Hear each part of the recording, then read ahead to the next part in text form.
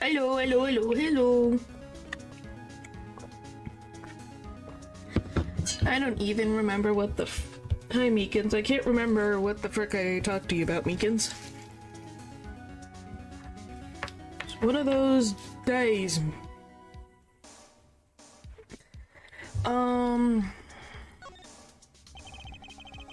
Hi, Lou. Welcome back.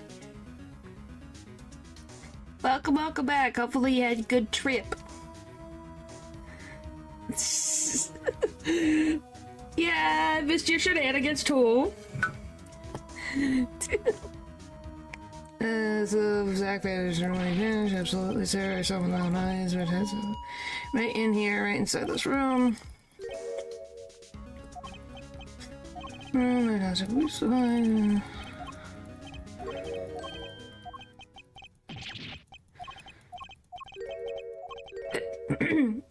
I've been bad like a whole week, but I still get just no, that happens. Oh my gosh, paper. Okay, now you're really just like alright. Well, like last time, we're on the last chapter. We're trying to piece everything together.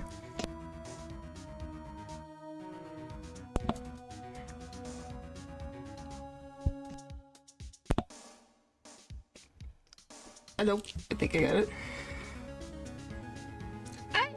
Is this the last chapter? I did deny it. What do you read?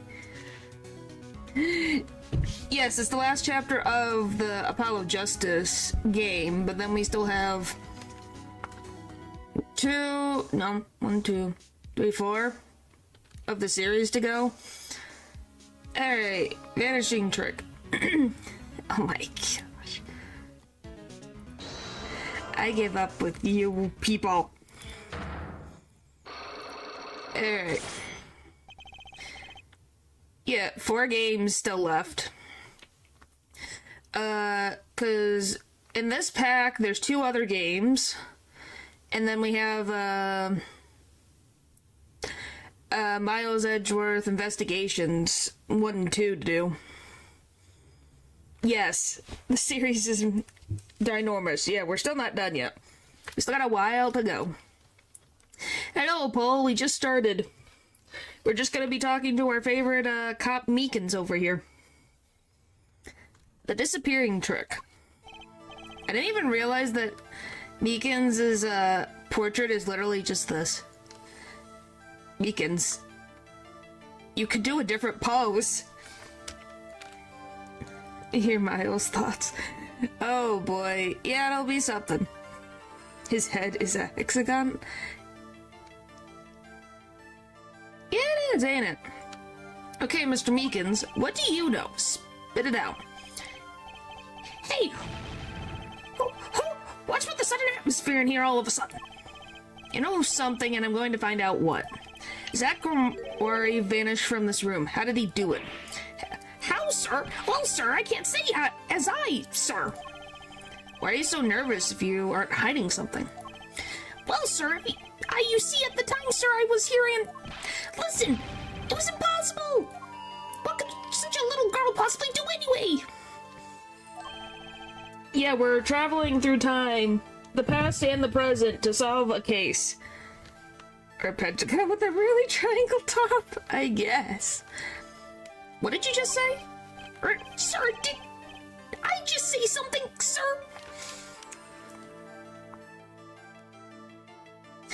Yeah, this is because of Phoenix.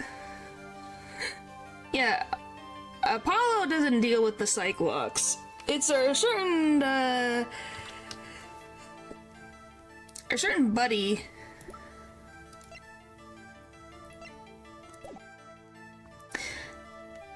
So he's just actually developed into that shape. Time is a flat circle, I guess. No, you screamed it through the megaphone of yours. There was someone else in the room, wasn't there? Sir, I'm going to have... Hang on. Sir, I'm going to have to invoke my right to remain in a state of not talking. When we're is shown that when Phoenix retires, or did we miss that one? Oh, we already went. This is the whole thing. Like, the whole thing.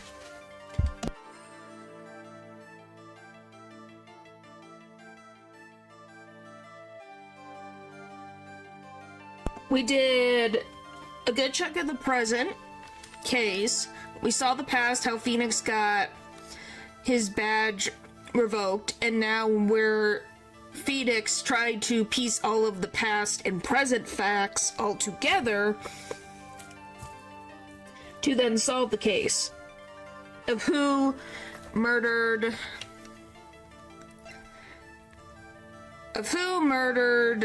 where did he go? Magnifique Grimoire, and who wanted Zach dead, and why. Alright.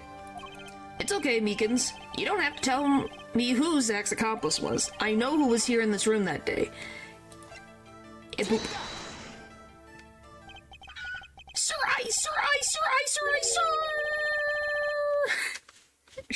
Did that say single? Slur! Singlurge? I've never seen that girl until just the other day. Mr. Meekins, I'm not buying it. This face. And why we were set up to that as well. Sir, that day, she was here in the room, sir. But she wasn't. You mean you chased her into this room, not him? Sir, in my days as a police officer, literal days, I learned a thing or two. Okay, just one thing. But it was not how to mistake a girl for a 7-foot-tall magician. 7 feet? Zach isn't that tall, is he? Yep, you have a point. I find it hard to imagine that anyone would mistake a little girl for Zach Grimoire, but you saw something, and therein lies the trick. I think you know what it was, Mr. Meekins. Tell me, does this trick look familiar?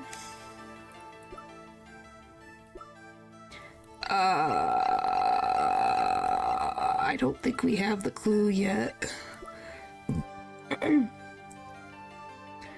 So not really paying attention. Okay. Well, welcome nonetheless. Might not have enough evidence right now to pull this off. Maybe it's time to do a little more legwork.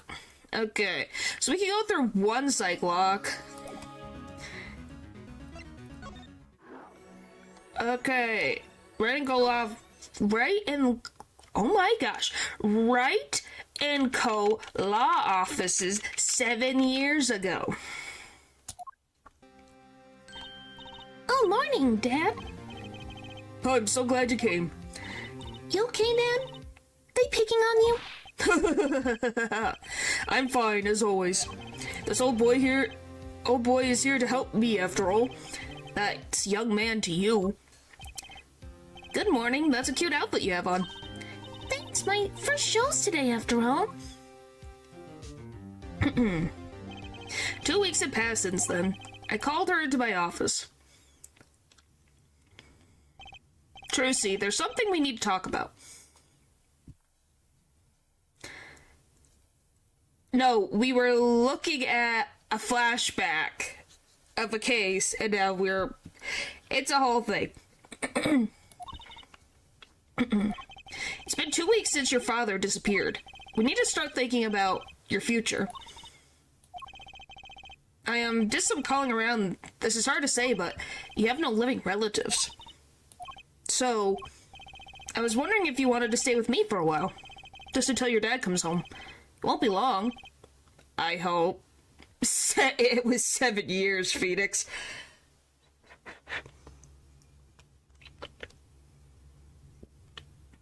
Seven years. Yeah, it won't be long at all.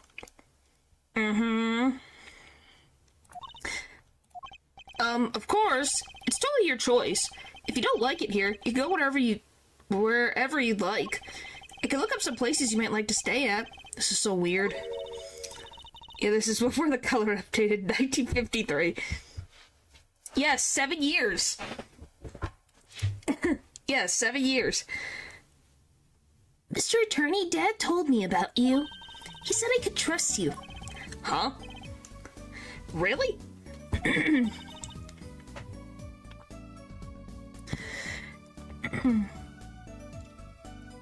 So if I stay here, does that mean you'll be my family? Huh? I guess so. 16? 16? I think she's 16. So they introduced Dice as a thing. I think that's always been a thing, Paper. I think she's 16. Getting weirder.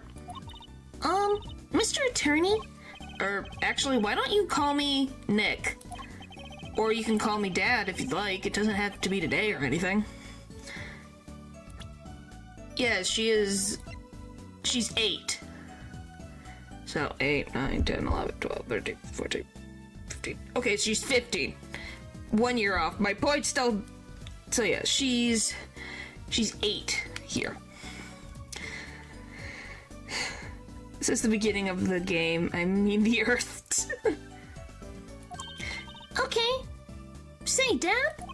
That was quick. Yes? If I move here, I have to switch schools, right? Hello, Eldridge. Be Hokage when she grows up. Yeah, she'll be the Magician Hokage. The best magician we've ever seen.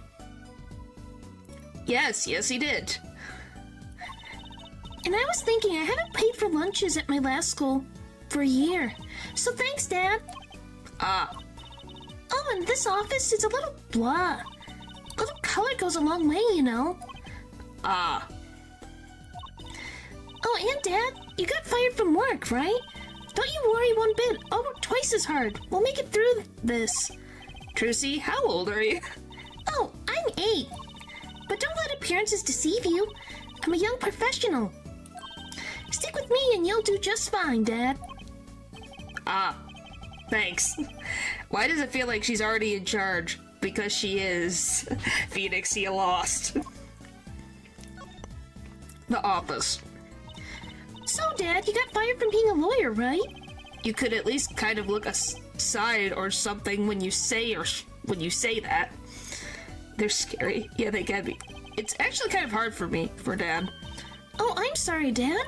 Wait, is that foolish pride? She's adorable. She definitely is adorable. So which outfit do you guys like more? Her pink outfit or her blue outfit in the present? I think she looks good in both. But I don't know, I think I like her in the blue one more. My other dad always used to talk about that. Actually, that's pretty accurate. The pink one? Pink. So here's my idea. We'll make a new office. The law just seems so stiff, doesn't it? And no one will be my friend at school that way. Really got 2 dads. Yes, she does. When you're the one wearing both. Poutsier in the present. Well, yeah, because she's a little bit more happier there.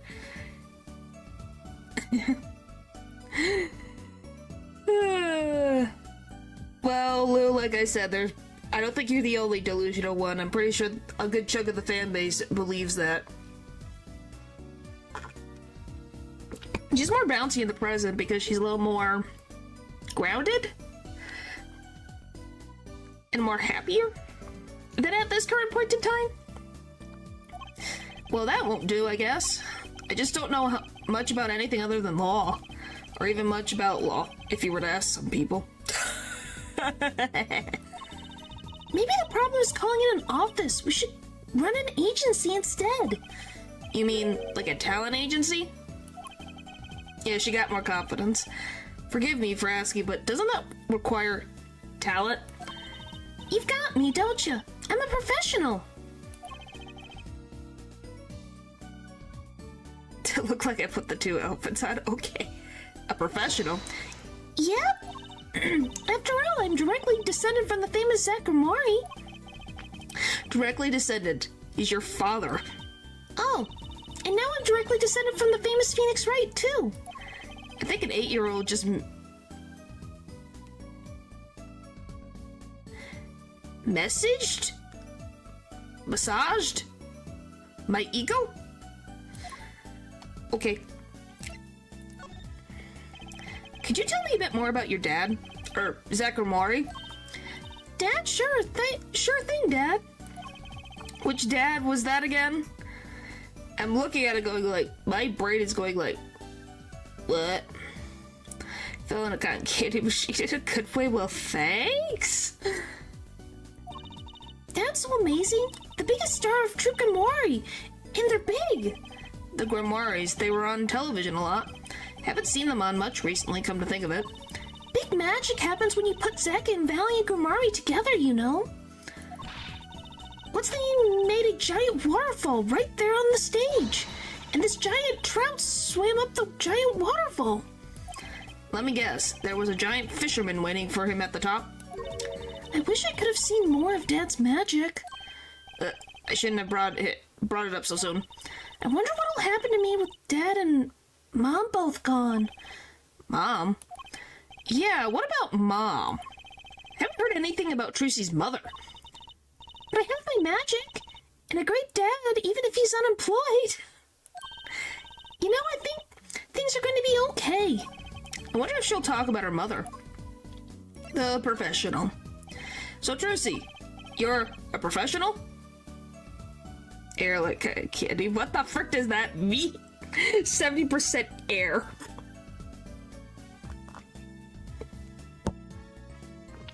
Oh. Yes, it's like the thing they say. Baby frogs grow up to be frogs? They say that? I always thought it was funny, though. What was? Aren't baby frogs called tadpoles? Maybe they thought it would be easier to understand that way for kids. How stupid. Right, so in conclusion, you're a professional magician, Trucy. That's right.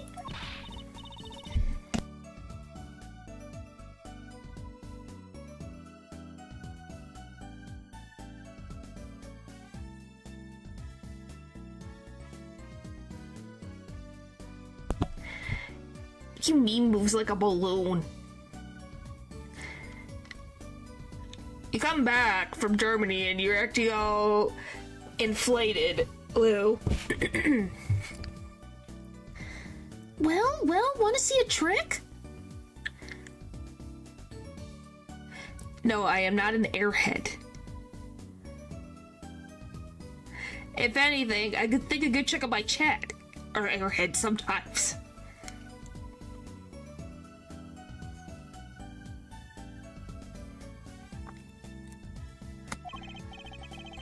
You're going to do a magic trick? Okay, please show me. What the frick does that mean? Actually, I would like to see your trick. The future of the agency depends on it, after all. That's the spirit. Ready? Here goes. Ta-da! Oh, it's the amazing Mr. Hat. Hey, folks, it's Mr. Hat. I gotta say, it's good to be seen. Yo! Whoa, that was startling. The amazing Mr. Hat. Isn't he great? Your friendly neighborhood Mr. Hat at your service. He certainly makes an impression. That's an understatement. Doesn't he? I'm so glad you like him, Dad. Though my routines do get a bit heady at times. Huh, get it? Heady. My friendly neighborhood Mr. Hat nearly gave me a heart attack. So we could probably use that with Meekins. Is Trucy half ventriloquist? Yes. Yes, she is.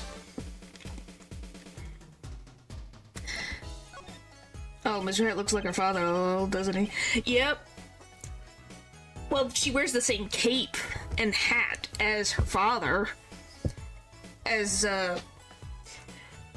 gonna call her father Zack. Her dad is Phoenix. For all of our sanities, okay?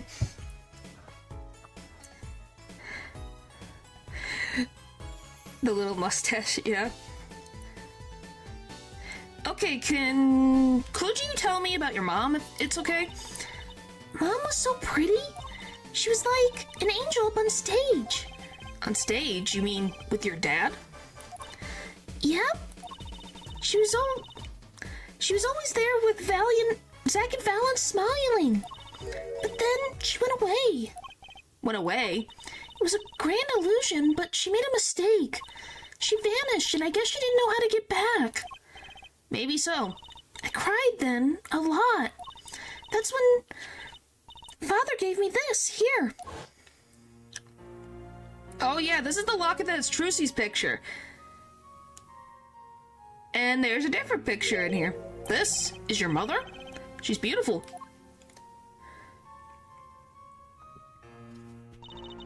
To get milk. I don't think that's how that works, but sure. To the milk room. Why are you guys like this? Oh, why?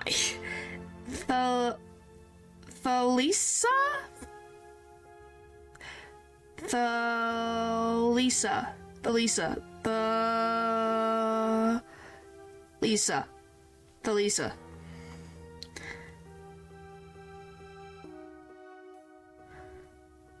That only fathers.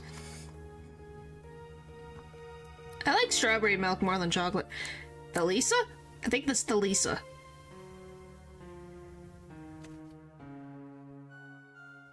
That's at least how I'm reading it. Thalisa?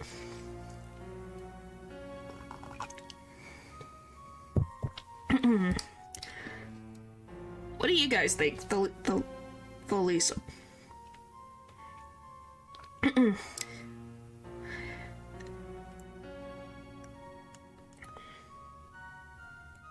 Now, why is that a bad thing? Just because I like strawberry milk more?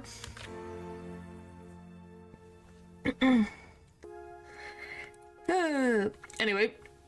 Her name's Thalisa. Thalisa Grimoire.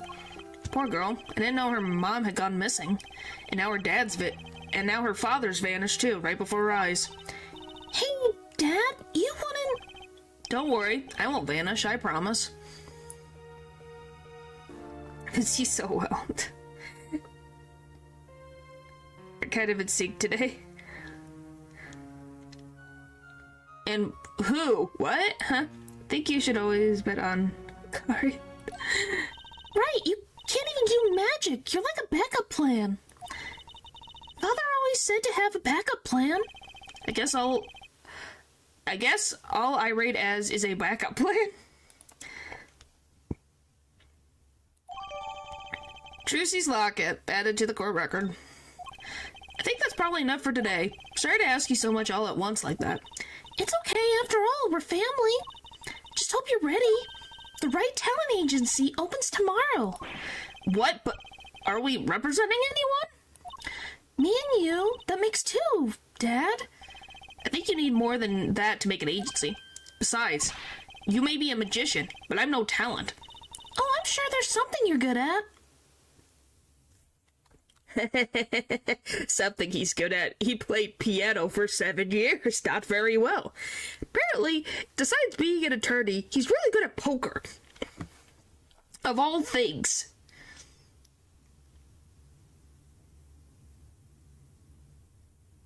No, I would probably take the granola bar over the marshmallows. He was an artist.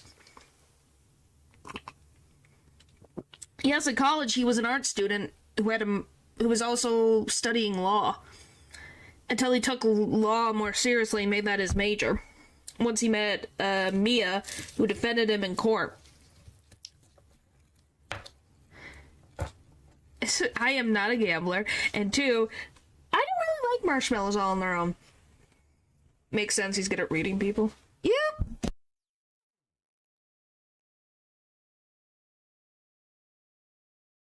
I don't know why why he didn't go into art, though, since he does have that. I don't know if he has the full degree. I'm assuming so, since he went through law school, too. I don't know. What do you mean out of character? That's just how it is. Well, when you put it that way. You mean you don't have any tricks? No old standbys? This will not do. A boy should always have a trick or two in his pocket. Okay, I'll think of something. That's the spirit. See you bright and early tomorrow, Dad. I guess. Welcome to the team, Dado. Guess characters are better when they're flawed. Wow. The team, right. Sometimes when magicians vanish, they leave something behind. That's how Trucy became Trucy Wright, my daughter. To be honest, I was pretty lost the first few days. Thinking back on it, it was a pretty dark time in my life. But Trucy, happy, smiling Trucy, she was my light. Aww. Family, that's so sweet. Alright, well now we can go bother Meekins.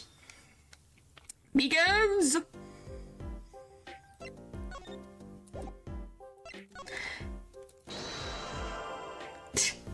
Okay, you have to have some other light paper, I would hope. It's... And this time, or did she leave for the... She... At this point, she's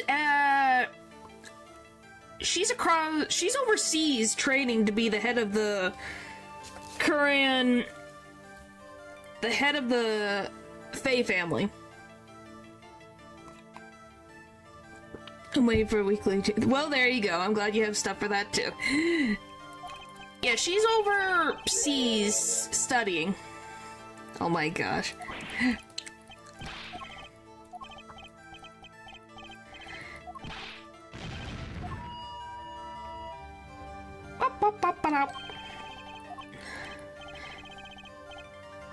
Couldn't meet her new nephew, Shed. Yeah, she's studying. Hey, when she's the head of the clan, so she's got a lot of stuff to do.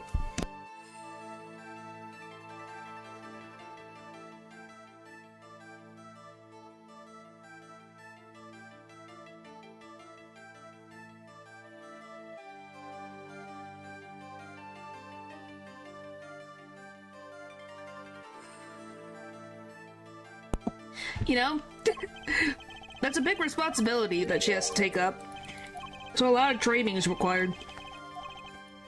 Okay, so we got through this.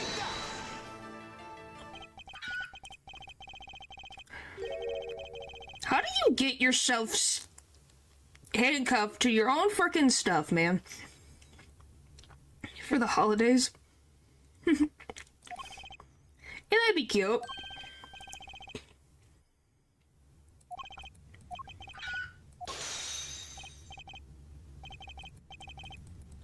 Okay. Chinkin? Chinkin? What? Okay, we read this, yeah. Sophie, blah blah blah. This is about how could you... I think I know who it was. Tell me, does this trick look familiar? Mr. Hat!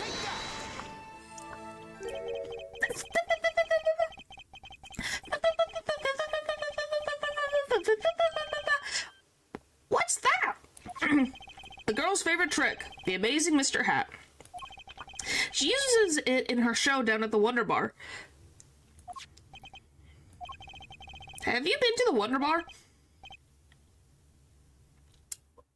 Why is the 8-year-old doing magic shows at the Wonder Bar? So, it wasn't a waking dream, was it, sir? Come again?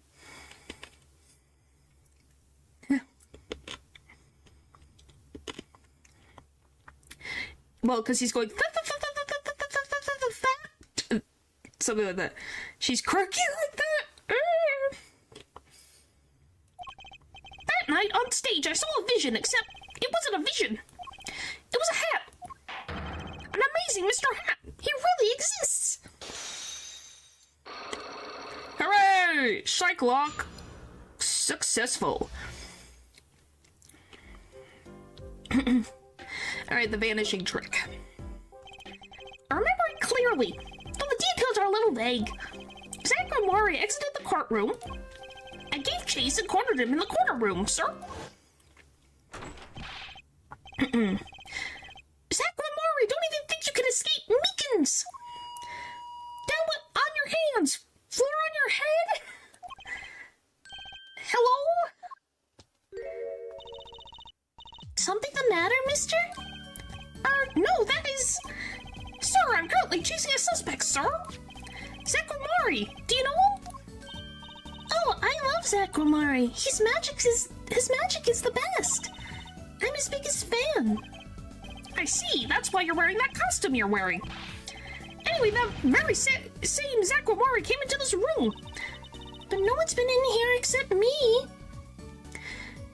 I think everyone's a little quirky, Paper. But he has to be in here somewhere. Under the sofa, in the trash can, behind the painting, under the rug. So, Tracy was his accomplice. Imagine my astonished surprise when 1 week later, I just happened to walk into a bar and see him! Mr. Hat, I couldn't believe my own eyes.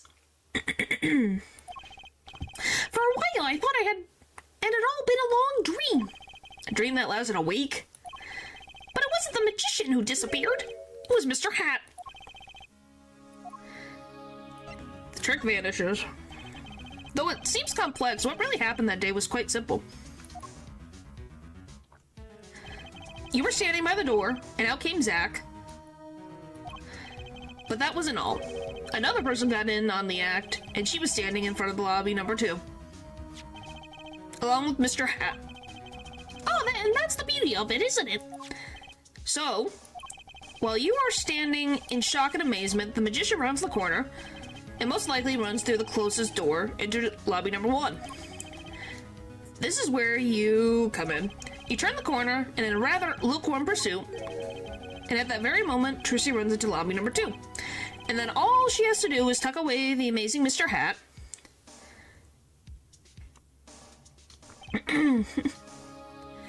Sir, I only lost sight of him for the briefest of moments. Then I saw that cape. Zakumari's red cape. Flurry-leggy cape.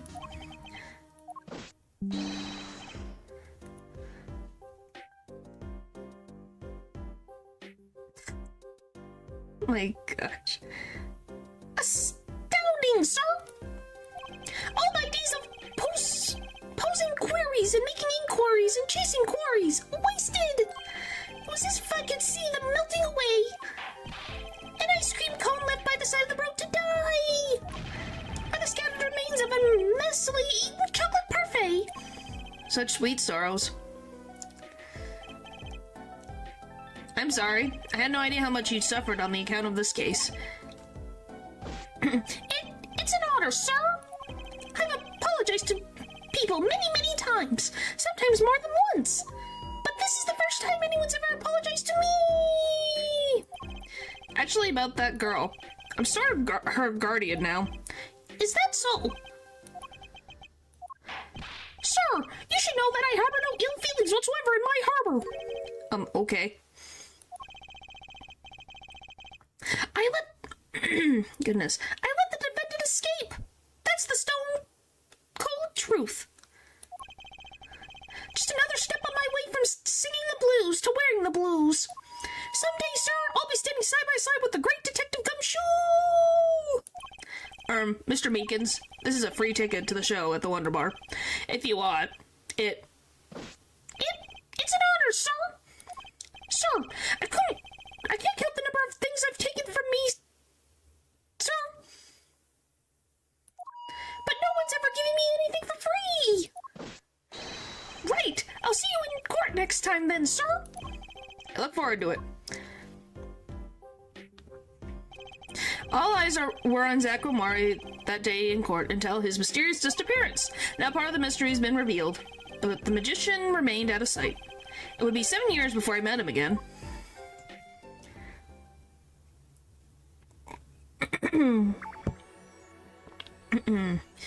Woohoo!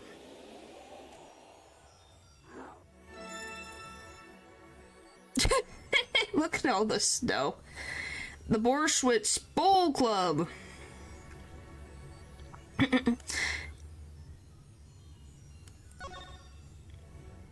Gumshoe Weir. We had Gumshoe earlier. And a different stream, you missed him. Present day Borschwitz Bowl Club.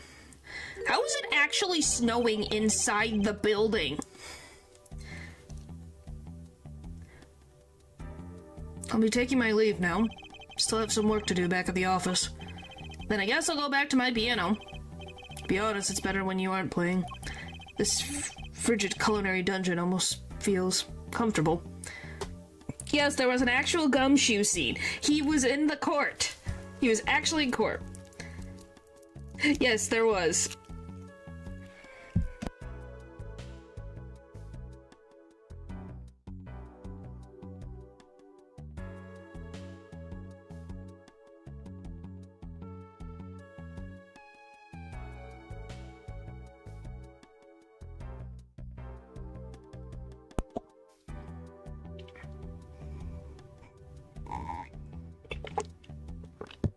The stream will take over my duties today. Okay, Dylan. Good luck with work.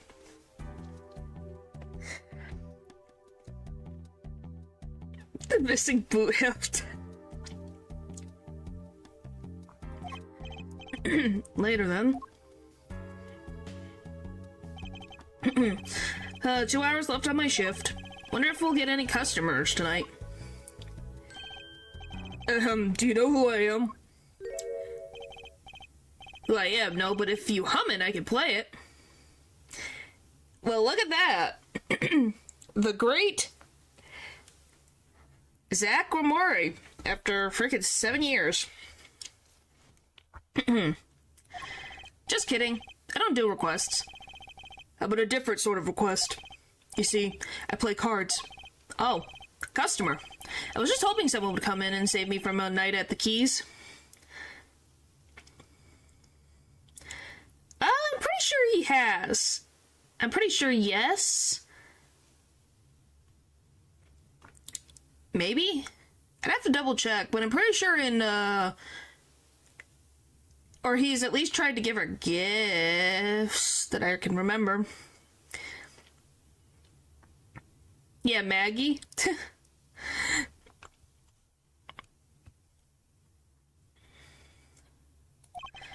I seek a true competition. I heard the Borswich Bowl Club is the place for this. Now I see the rumor is true. And this is a friend of yours? You're here? Why are you here?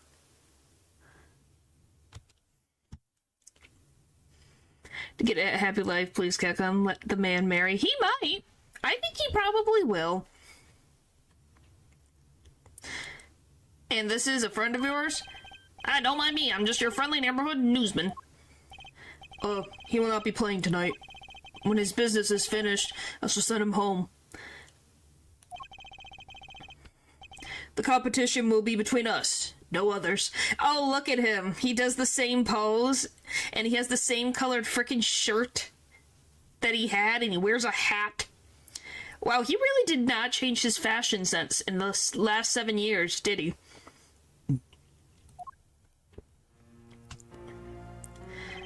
The right talent agency represents 2 artists. Yes, he does. You like it? And I'm number 2. I play piano, well, sort of. It's actually just a front for my real talent, which is playing poker. Don't ask me how I got started. I don't remember. But I'm good. Real good. It didn't take long for the rumors to get around. Go to the Borswich Bowl Club if you want a real game. The guy's never lost. People don't come to hear me tickle the ivory. They come to watch me play cards. Is this a seedy poker club? No, it's a restaurant. We don't play for high stakes. There's no money involved. But real players carry cash, and they're always thirsty. It's a handy source of income for the club owner. Wow. The cream suit on top of the Simon shirt, the man knows how to dress. Yep. Well, you also have to see that he knew how to dress before, since this is the same man. See? He really liked that pink color. Then let's compete. I'll take you to the room. The hideout, yes, but before we go... Yes? Allow me to introduce myself. My name is Shady Smith. Oh, and I'm Brussel. Spark Brussel, news reporter. Oh, No, Phoenix Wright. Huh? You must always look a man in the eye when you make your introductions. The pen is what did it for me? What, this? To tell that it was him? Facial hair. Yeah, he definitely has interesting facial hair. No, his name is not actually Shady Smith. It's a cover. His name is actually Zach Omori. Or, what is his other name? Zach. He has another frickin' name.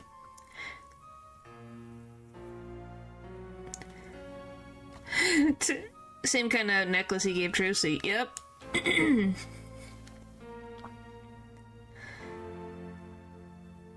Shady Bee's Knees. You still don't know who I am? Have we met? Ah! Look at that. Today in this courtroom, you cannot declare me guilty. What are you talking about? I'm talking about this. Mr. Igmar. There we go. Zach Igmar is his last name. The feds escaped. Find him quick. Bailiff, close all the exits from the building. Yeah. On the double, he must not be allowed to escape. You can't be, but you're... Zakomori? Yes, the reincarnation act of a century. Pity I have only an audience of one. You. Zakomori? This must be a bad dream. In a sense, this guy ruined my life. You there. Huh? We will play soon. Ready the room. I'll be preparing the hideout for you. Oh boy. Are you really him, the Zach Grimoire? Yeah, but he also had his reputation tarnished. He can't practice law, which he so pursued because of his mentor, who he's lost because of a murderer. And then has also had to... is the only way that he's able to help his mentor's younger sister not be considered guilty of murder on at least on the minimum of 3 accounts. Now I'm Shady Smith. Remember this. How many years has it been now? 6? In exactly 3 days from now, it will be 7. Caused you much inconvenience, I fear. Yeah, you could say that. Is she well? Trucy, I mean. She's fine. I got her working already. Hope you don't mind. I need hardly express my gratitude, but you have it. This is why I have come. That and to settle a matter of cards. By which you mean poker? Those eyes. He's serious. I despise losing above all else. And so, I've decided that I will win tonight, no matter what it takes. I know this guy's type, and they're dangerous. Everything's about the competition. All else is secondary. Perhaps we should take this time to talk before we play. I know you have much to ask me. And you. That's an understatement of the century.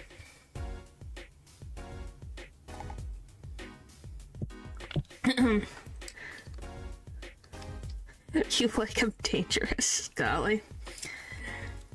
The meaning of competition. We competed that day 7 years ago, too. Ah, yes. Must have been surprised. Called to the detention center out of the blue. 2. 1. Showdown time!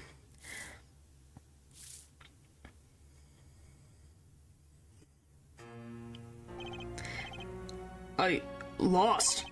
It's only a game of poker. A game I played for a long time, and only lost twice. Who was the first? The man I killed, of course. You chose your defense attorneys by playing poker. Some are hired, others fired. When you compete, you see a man's true nature. You know what I speak of. I know that you do. Trucy's power? Trucy? She's in a class of her own. For 7 years, I've played poker here at the Bolshewitz Bowl Club, and I've never lost once. I'm good, but not that good. I win because whenever there's a big game, I bring in Trilogy, and she sends me signals. Daddy's got a good hand. You might have a chance if you act quick. Better call him soon. Oh, so that's how you've won all these years, Phoenix. Interesting. Can you tell me what her power is? Judging a person's thoughts by reading their reactions is a staple of performance magic, but those of Trilogy's line possess far greater skill. Her line? Recall you were the second man to whom I've lost. Magnifique Grimoire. That was the first time I learned of this power, as you call it. Wait, so you're saying her power is genetic?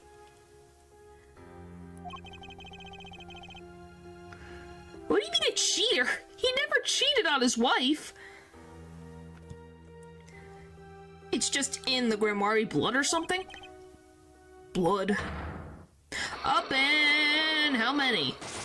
Oh, only 3. That's not too bad. On the game. Ah.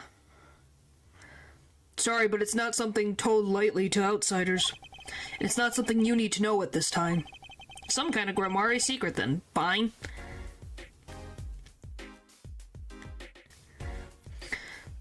About Trilogy. She's 15 this year.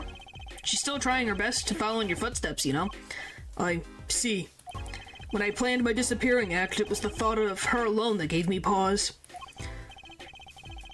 Wait, you were planning on vanishing from the get-go? Yes, and for that I must apologize. However, I could not be found guilty that day because of this. This? A transferal of rights. You see the signature? Transferal? That's Magnifique Grimoire's signature, isn't it? I hereby give all rights to the... secrets? I can't read, it's so far away. Something, oh, I think it's secrets, staging, and performances of my magic to the recipient named below. Recipient Zach Grimoire, signed by Magnifique Grimoire. Yep, I did get that right. Oh, look, now it shows up, see? I did get it. Yeah, I hereby give all rights to the secret, staging, and performance of my magic to the recipient named below. And the recipient's name is you, Zach Grimoire. And we know a certain someone wasn't going to take too kindly to that.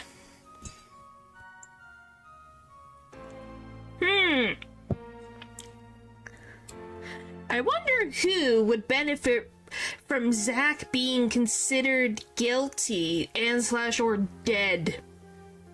I wonder who would benefit from that. Who could it be?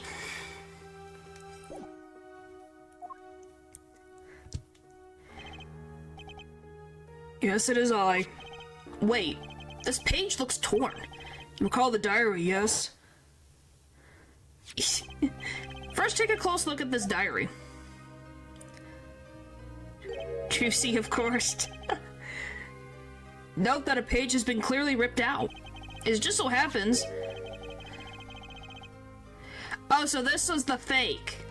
Interesting.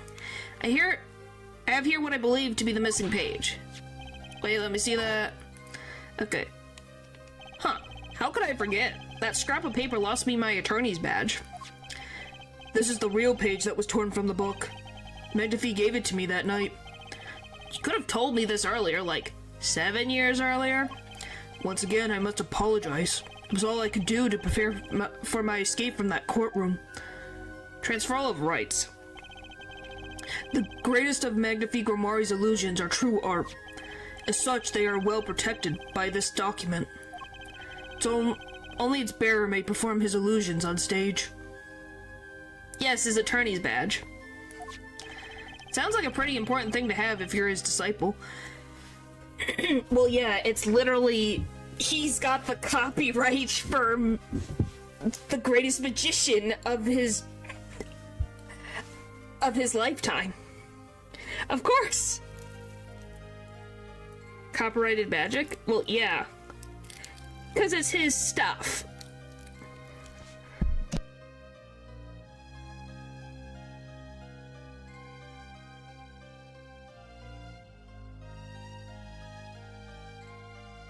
Yeah, magic trademark. It's not like you copyright magic in general.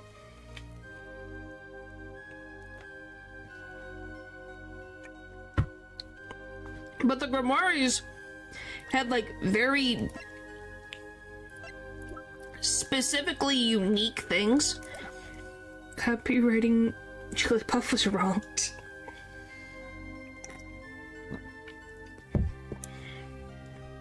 Oh my goodness. As the rightful heir to his art, I too wanted a rightful heir. Rightful? I'm sure you know who I chose as my successor. I don't think she did. I don't think she was around. Here, that I know of. Your daughter. That's why I've risked all to come here tonight. Brussels? Sir, here you go. What's this? A letter passing the rights I have inherited to Trucy. Oh, so that's what's in the envelope? Is the rights? Yeah, to her, he's still missing. Yeah, I think she still thinks he's alive somewhere. Unless she knows, but we've never been told otherwise. What have you signed here as a witness? But I'm not a lawyer anymore. And you need a public notary besides. I may not look like it, but I'm a certified notary. You are? By the day I wear a notary's glasses and hunt for news. And by day I wear a reporter's glasses and notarize. When I take off the glasses, I can't see very well. Your signature, please. This is the first reason I've come here tonight. Interesting. Interesting. Transferring the rights to perform the Grimoire repertoire to his daughter Trucy. What have you figured out, Phoenix? Please. Yes, Brussels was very useful. For once. Please, Phoenix, enlighten us. Now I know why you've come out of hiding only now. It's been 7 years, you said. Precisely. 7 years. There's a law that covers your situation. After 7 years, missing persons are considered to be legally deceased. So if someone was to vanish from the face of the earth 7 years ago, they would lose all rights as a living person after 7 years from that day. Not to mention all of their possessions. Exactly, which is why I'm here. I risk showing my face in public for the sake of this document. Before my 7 years are up, you might say I am securing my daughter's inheritance. Aww, he was trying to... That's sweet. That he's trying to give her the rights that he was given. That's sweet. Best thing that you've done in the last 7 years. Good job, buddy. But do you really need this document? Wouldn't Trucy inherit your estate automatically? Not in this case, I'm afraid. This case? Yes, I received the performance rights from Magnifique Grimoire. However, this was done in secret without witnesses. Before Magnifique died, 2 potential successors to his repertoire were named. Tricks. Yeah, literally.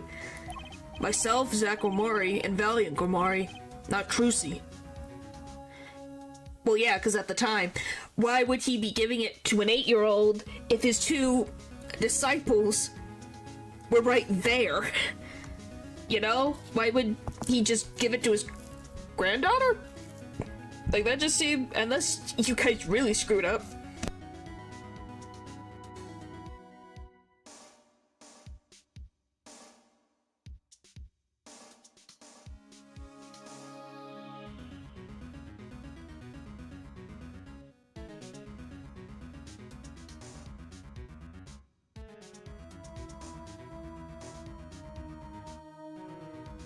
Which, yes, they both did. So I don't know why Magnifique just didn't give all the rights to his granddaughter. But who knows, maybe that would... Do you think Valiant would be that cruel and want that magic that much that he would try to kill Trucy for it? What do you guys think?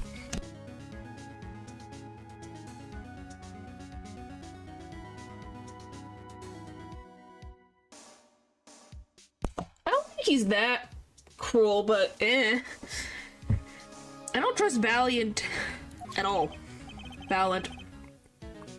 I see, so you do need this document. I've known Russell since before I vanished. He's a man I trust. Oh, you poor soul. Now only 3 know of my rebirth. I took the liberty of looking into Trucy's background, and found you had no other close kin. It is as you say. Okay. I was kind of hoping he'd say something about the mother at this point. I know everyone else, but Trucy's mother is a mystery. I don't know if I have anything for the Grimoire secret, though.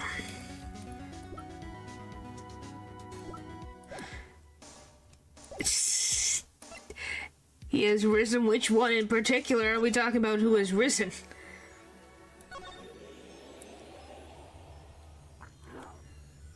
Okay, we need to go to Drew Studios. What in the world? That studio looks way different than it does in the present. 7 years ago, Drew Studios.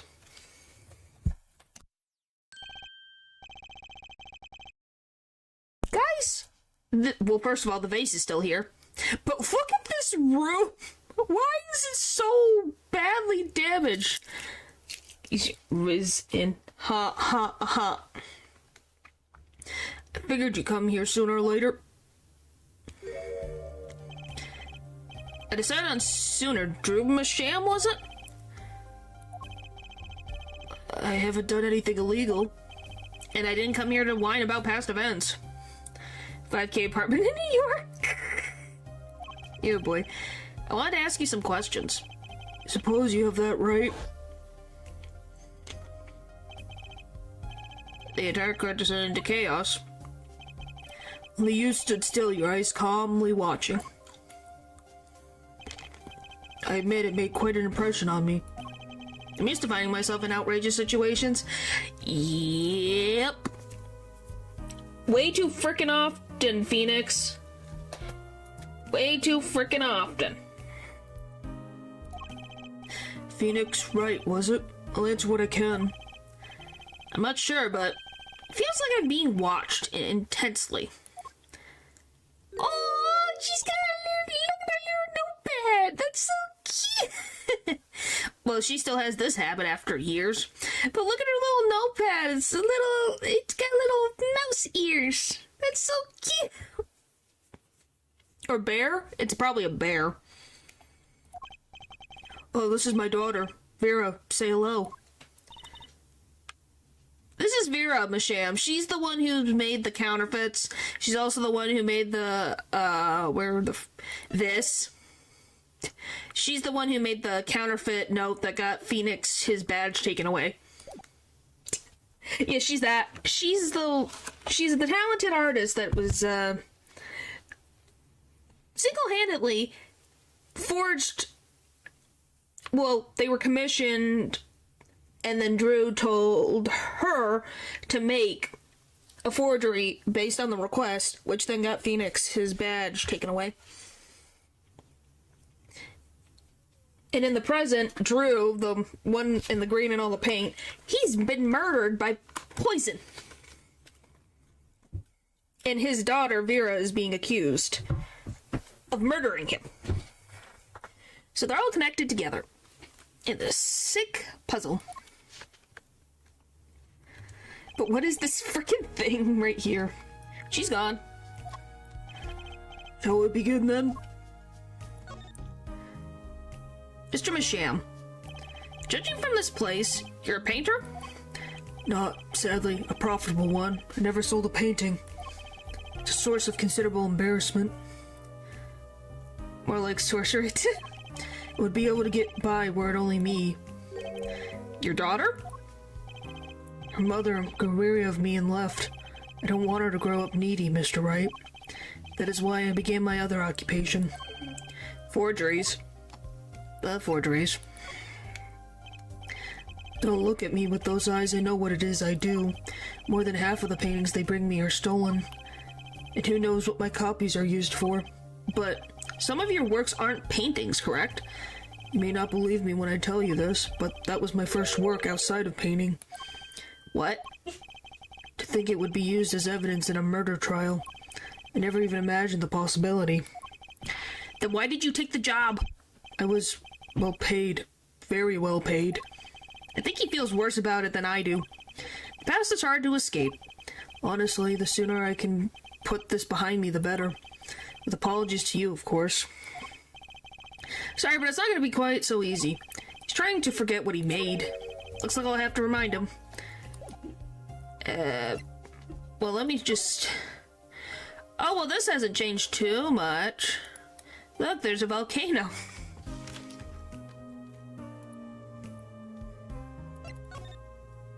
Oh, guys, look, it's the stamp. Holy frick, the nail polish thing is here this many years later. Huh. Maybe I'll just idle over here for a closer look.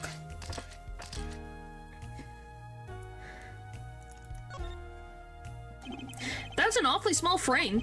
What's that inside? A stamp? Please don't touch that. It'll get in trouble. The stamp belongs to Vera, you see. She's always put it somewhere she can see it. Oh, look at that! It's Troop Grimoire. Guys, look! Do you see? I see a yellow, I see a pink, and I see a blue.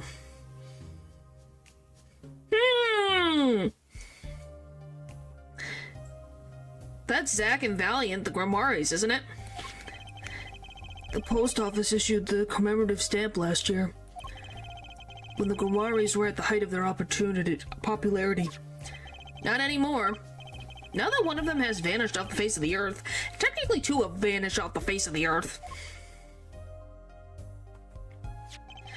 Vera went to see one of their shows when she was quite small. She's been a dedicated fan ever since. She watched them every time they come on TV, till the end. I see. That stamp's quite hard to come by, I hear. I still wonder how she got her hands on it. So it was literally just a freaking coincidence that the freaking murderer used the stamp of the freaking... of her favorite group? That's wild. Or the O family. It's Grimoire is the... it's kind of both.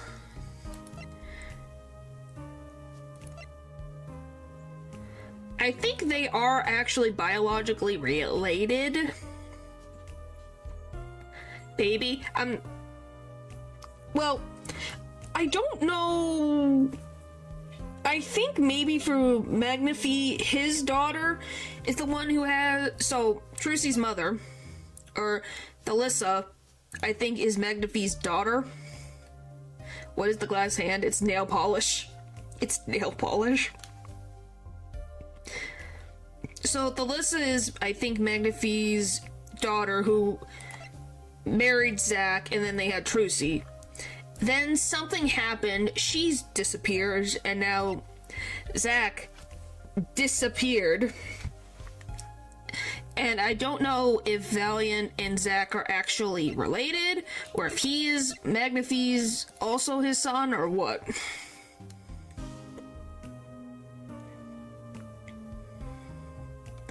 That's the weird thing. Give me that stamp, thank you. Bip, bip, bip, bip. That's a pretty bottle. Oh, don't touch that, please. I'll get in trouble. Belongs to Vera, you see. She always puts it somewhere she can see it. She looks at it often. There's a light pink fluid inside. Nail polish, I'm guessing. So she's been using... How much freaking nail polish has she been using, though, over 7 years? What's this red envelope? Oh, don't touch that. That's her. It's quite important. The painter's face just changed hues. Guess I better behave, though it's tempting to just grab it.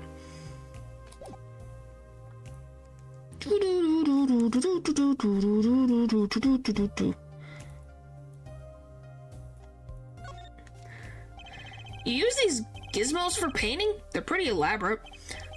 Those... Those aren't for painting. They're for analyzing. Paint, composition, age, every conceivable angle. I bet nail polish... No, it would probably not. Probably taste gross. Tools of the forgery trade, I guess.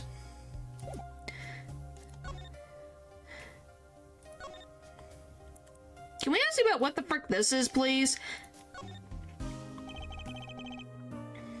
What is this painting here? That's one of mine. It's an illustration for a book. It's not on sale yet, of course, but I thought it might be a good business. As a father, I'd like to be able to put food on my daughter's table. Not feeling I know anything about, at least not yet.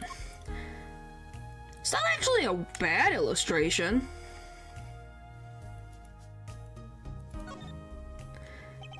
No clues here. Ba ba ba ba ba ba ba. Oh, going home by any chance? No, I was just checking out the door. Oh, good thing I'm far too stubborn to take hints like that.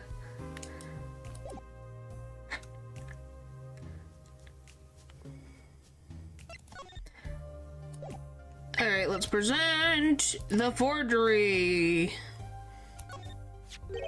Your work. Don't try to pretend you've forgotten. Sure, all you did was make a copy, but that copy might have destroyed the life of an innocent man. I'm responsible too, which is why I have to know. And you have to tell me. I knew it would be difficult to escape this. Then let's talk.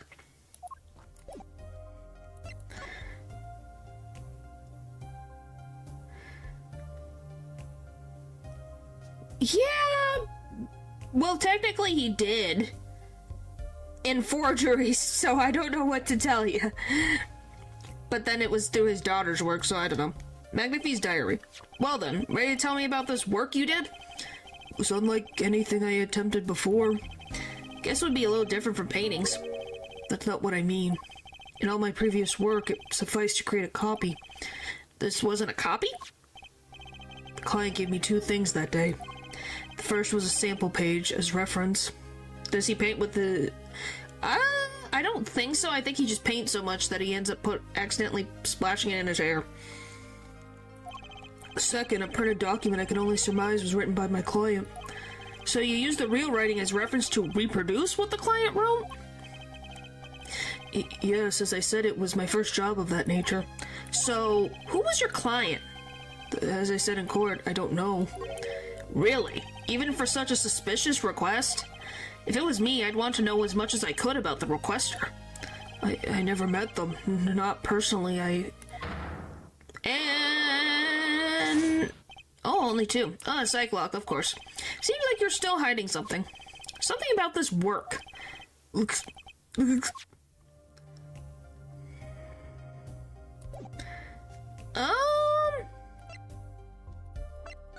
Yes, we could test. Let's see how far we can get. If at all. You're hiding something. Let's hear it then. What are you hiding from me, Mr. Masham? I'm sorry, but I don't really know. I've never met the client. True, when I asked the client's name, there was no psychlocks in sight. Regardless, you're hiding something. You have to be, otherwise it wouldn't make any sense. Why are you doing this to me? Well, I've made my stand, no backing down now. So what's Masham hiding? The forger. I can pretty much piece together what it is from what you've said. What is it then? You told me what you knew about the client, and I couldn't see any psych locks. Psych locks? Is this some kind of asylum security? Or a new hairstyle, perhaps? No.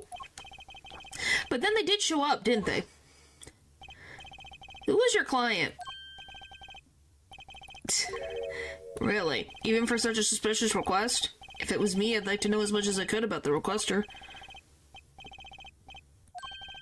Not personally. Those words triggered the psych lock. Again with the psych locks. Now I really must know what they are. So you didn't meet with the client, but someone else did. Maybe the real forger behind this evidence? Perhaps I'm hung up on this lock business, but I'm afraid you've lost me. Yeah, well, I didn't come here to talk about psych locks. As long as I come to the right conclusion, it doesn't matter how I got there. And your conclusion is... The real forger behind this wasn't you, Mr. Masham. Poppycock. I don't know what you're talking about. That's my work, I tell you. Made here in my studio. Who else could have it been but me? That's the real question, isn't it? If the forger wasn't you, then I don't have many other people to choose from. The real forger at Dream Studio is... Vera. The 12-year-old. The real forger is your daughter, Vera Masham, isn't it? Ridiculous! My daughter's only 12 years old, Mr. Wright.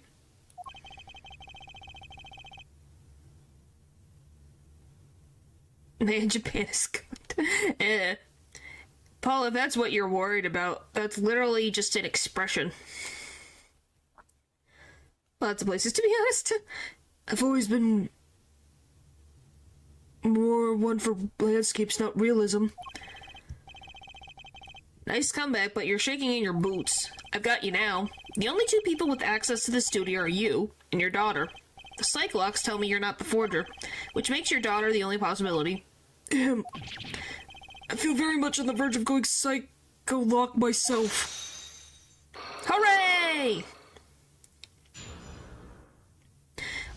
Block successful. Mandy Fee's diary. Divvy's expression mean ridiculous. It literally means absolutely ridiculous.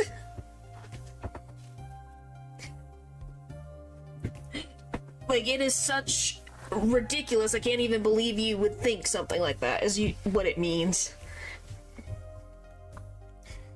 I don't know how you knew, but you're right. The one who made this page was my daughter, Vera, not I. She's only 12. Genius, you might call her. The expression that he said. How far back is it?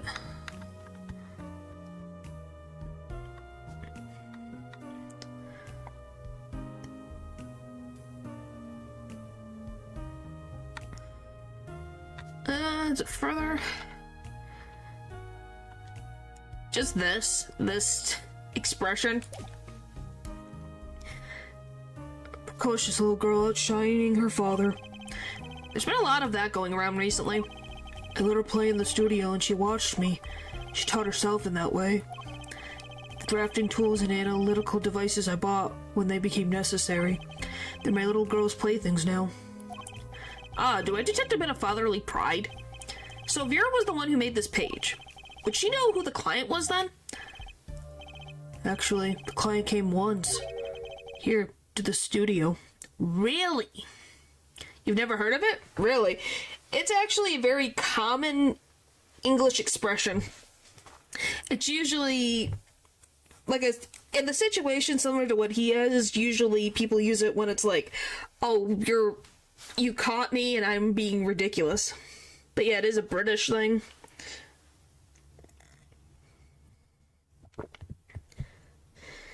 So yeah, it is an actual term to say absolutely ridiculous. How could you think that? Type of thing. What? Why didn't you say so sooner? But their face was covered and they did not want to talk to me. So they talked to your daughter? I will speak only with the artist, the client told me. Tea sipper would say, yep. It is a British term. Then that little girl is the key to our mystery client's true identity. Your daughter. Okay, what do I do now? Maybe I should talk to her father a bit more. Or is it time to turn my attention to Vera? Talk to Vera. Mr. Masham, I have a request. Let me guess. You'd like to speak with my daughter? Can I? My daughter has never been one to talk to strangers. Harboring a criminal? She's 12! She's quite shy, extremely so, actually. With only one exception. Which was, oddly enough, was that client. Really? I left the studio while they talked. I returned when they had finished, and she was still laughing. It was the first time I'd seen anything of the sort. Please let me speak with her. Alright. Weirdly, the client had her be able to laugh. Huh. Uh-oh. This could be tough. Hi, Vera. Vera, was it? I would like to have a friendly chat. Would you like to have a friendly chat?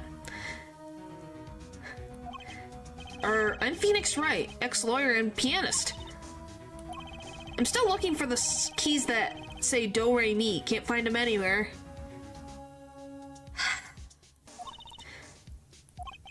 I'm no good at this. You don't say, Phoenix. I need something to get through to this girl. The paintings in the back is a reference to... I don't know. Huh. I don't know what that is, but cool. Vera, was it? I would like to have a friend... Would you like to have a friendly chat? Or... Okay, wait.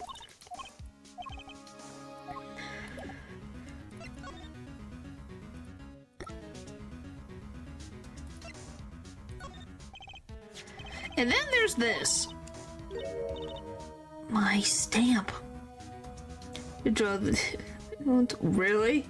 You poor soul. Hey, she spoke! She can talk! Yeah, so this stamp. How can I keep her talking?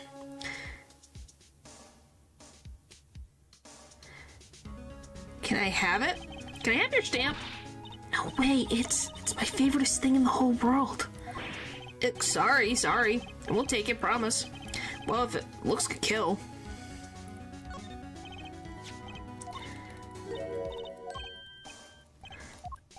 Well, of the frame... This stamp, it's got a really nice frame. I don't think so. Yep, just keep her talking like that. Great job, right? What do you mean? I didn't know if it was gonna pop up because we know it's poison on the stamp. So I didn't know if that would trigger something else to happen. Isn't True Grimari amazing? Ah, that's what works. Yes? Oh.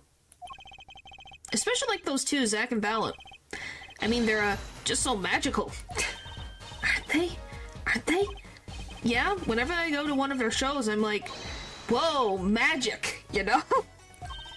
Me too, I love them. They're so cool. It's like magic, yeah. Alright, she's talking. Not saying much, but it's a start. I went and saw them with Father the other day. The opening ceremony at the Grimari Museum of Magic. The Grimari Museum? They have one of those? I guess it makes sense now that they have their own commemorative stamp. So, have you been to one of their shows? Just once, when I was little, with Father. Grimari's on stage, it was like a dream. Disappearing, reappearing, cutting apart, putting back together. They can do it all. Yeah, maybe you can keep telling me stuff like this. You know, about Zack and Valiant, maybe? Oh, sure. Alright, better get asking before it's changed their mind.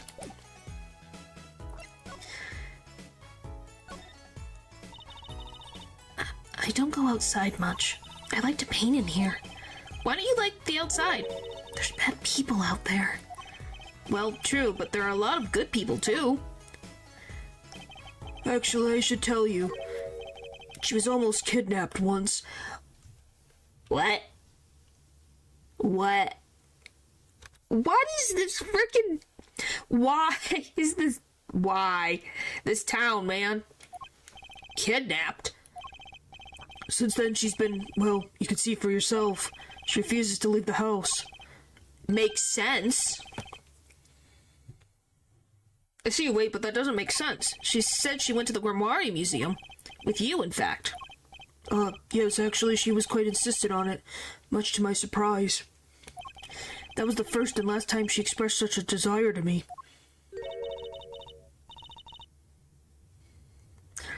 That person gave me a good luck charm. A good luck charm? When I absolutely had to go outside. Yes, apparently she received something. A gift. From that client, actually. She won't tell me what it was. Was it the stamp? Father, I told you to keep that a secret. From that client, huh? This I have to hear about. The forgeries. So your father tells me you're good at painting all sorts of things. I really like painting, a lot. Father's always very happy when I paint them exactly the same. Was it the stamp? That's my guess. That's what my guess is. So, you did this too? Oh, yes, that was my first job. Your first? All I used to do was paint the same thing I saw. But this was totally different. The pen slips, and the way the writer held the pen, and the pressure on the nib. I had to use a microscope and analyze it on the computer. She seems happy. Odd, her work was the last nail in the Grimoire coffin. Guess no one told her. Well, would you tell the 12-year-old? I wouldn't tell the 12-year-old. The stuff she doesn't need to know that stuff. She's already traumatized enough. It's the Ilga, ain't it? Wow, he wanted her to have the stamp. What a piece of garbage. Well, we don't know. Trip Grimoire stamp. They're the best in the world. Huh? Oh, you mean Troop Grimoire? Of course. Father gave it to me. Your father? But I asked him about it. He didn't know how you got it. I guess I just took it, yeah. Took it? Father got a letter from that person. That person? You mean that letter was from the client? Oh, we talked about the Grimoires forever that day. I'm sure that's why I was sent that stamp. That's freaking cruel. That's freaking cruel. That he would do that on purpose.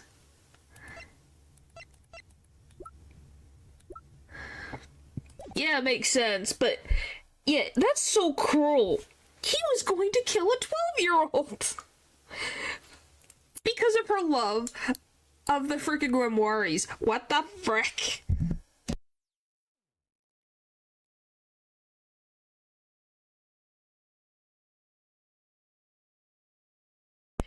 I guess he underestimated how much she really loved the Grimoires. Because that thing sat for 7 freaking years. Yep, it ended up loving her father instead. Yep. Like, can we all just be in shock about that fact? I didn't want to just send it back, so I took it. They're a sneaky one, this client. So they're trying to get on her good side. Commemorative stamp updated in the court record. The client.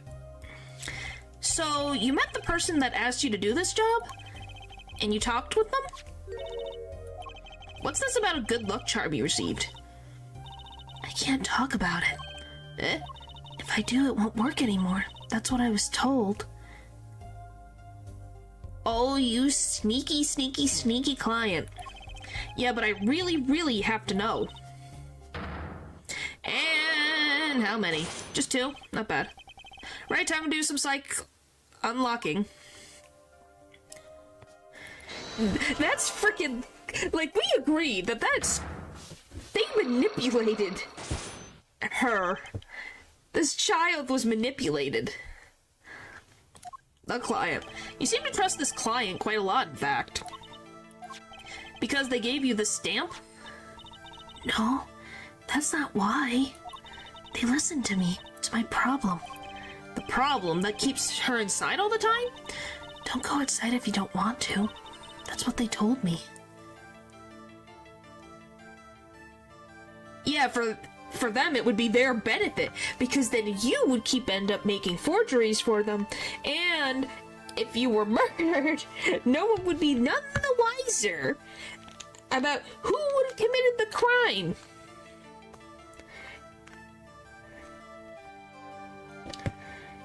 You know?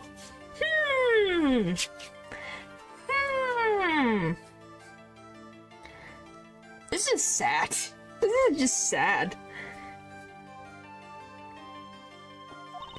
But when I absolutely have to go out, all I had to do was use a good luck charm. A good luck charm that your client gave you? I think I know what your client might have given you, actually. Is this your good luck charm?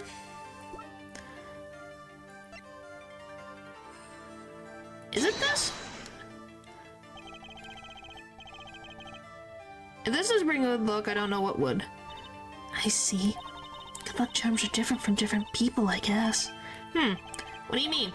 If you say it's lucky, then it must work for you. That's the beautiful thing about good luck's charms. Okay. See that instant smile? Everyone has a different way of breaking the news. That's the beautiful thing about being totally wrong. Okay, I don't know what it is. I have enough evidence right now. Okay, I don't know what it would be. What would the good luck charm be? Oh yeah, we have to go talk to, Hi, Valiant. Blackmail. Do I have anything? I don't know. Hi, Valiant. I haven't talked to you in a second. Oh, golly. There's 4 of them. The trick up his sleeve. I'm flying by the seat of my pants on this one. There must be a path leading from the evidence to the truth, and that's what I'm going to find. To ask someone to take a life, even not long for this world, that's asking someone to commit murder. Yes, our mentor was fond of dramatic moves and dramatic finales. And he had his wish, his life was taken. What weakness could be so powerful as to coerce someone into committing murder? I guess it was a matter of life or death. Care to explain? Your troop lived in a world of showmanship. The flashier, the better. If flashy so often means danger, doesn't it? Let me make this as painless as possible. If you have proof of this danger, then show it. We have this. Boop. Yeah, we did that. Woo! Why, that's one of ours. Specifically designed for your show, I gather. A single bullet, 1 shot. What are you suggesting? We are magicians, Mr. Wright, not murderers. I'm not crying murderer, Mr. Valiant. I'm crying something far more tragic. An accident. Zack and Valance, quick draw, shoot 'em. How long has it been since those shots were last heard? It's atrocious. Yeah? But that's how it be, I guess. Was the shooting canceled because someone might get hurt? Of course, what other reason could there be? Well, it could have been canceled because someone had already been hurt. Fascinating, my Faustian forging friend. But tell me, what can you prove with a single pistol? Well, tell me what would have happened if there had been an accident. What if one of your bullets took a life on stage? The performance of magic is not concerned with what-ifs. It's concerned with precision. Precisely whom do you claim we shot? Looks like I've chosen the right path. Let's just hope he walks it with me. A sacrifice so that the show might go on. This shows who it was.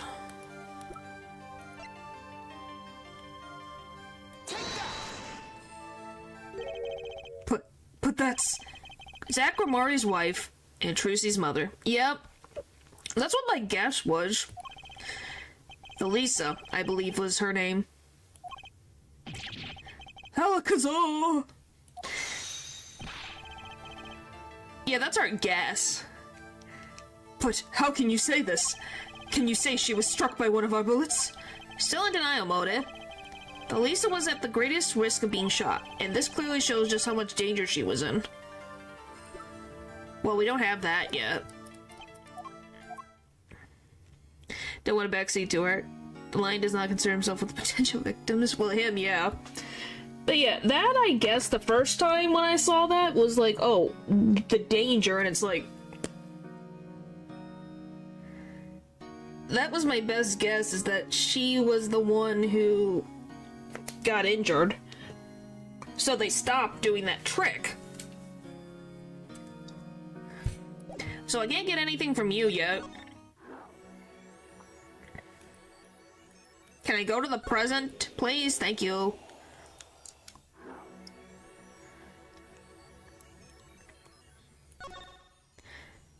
Okay, how am I going to progress?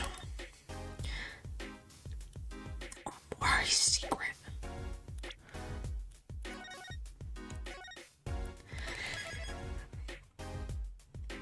Well, now I know why it's turnabout succession. Haha. Okay, let's try this. Where this can go. Because Vera's we can't progress, Valent we can't progress, so it's gotta be something here. The Grimoire secret. I have to know more about this power of Trucy's. It's like she can see right into people's minds. The first time I saw her do it, it blew mine. And after you're done having your mind blown, you took her to play cards with you. Gotta use the resources at hand, I always say. Phoenix. Stop it. Yet I myself have no such power. But Trucy does. Why is that? Maybe Trucy got her power from her mother? Thalissa Grimoire? I will not speak of that. Thalissa is officially missing, correct? And I think I know why you don't want to talk about her.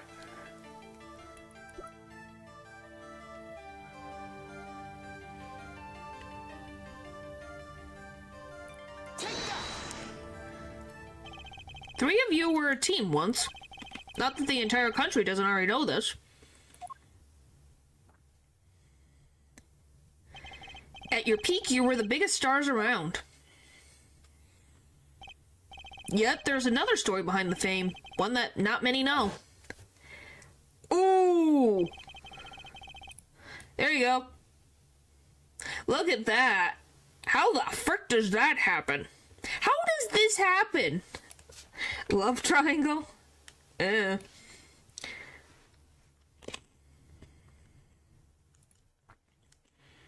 Lisa lost her life during a rehearsal. To you and Valiant Grimoire's bullets. It was an accident. It wasn't me. How could I shoot my dear Thalissa? I'm sure Valiant would say the same thing. Why, it's just like another murder I mentioned. Damn you. Hooray, we got through one. Her eyes, I loved Thalissa's eyes. To think they could read my mind was frightening. Yet there was a warmth in them that I felt, like an embrace. She's dead and Magnifi Grimoire has joined her. So the only one with her power left now is Trucy? Mr. Zack, I do not know. Right now, or do I do my daily? Well, what's the download going to do? I don't know, it depends on how long. I'd probably do the daily farming first if you want to get it done today. Then the download, because depending on how long the download's gonna take, it could take a while.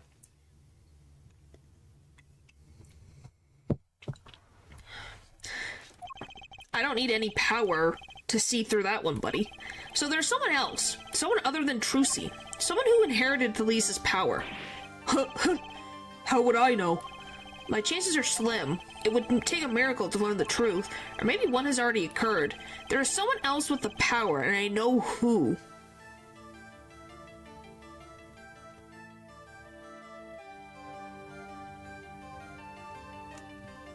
Huh? I would say Apollo, but that's the only person I can think of who would have that ability.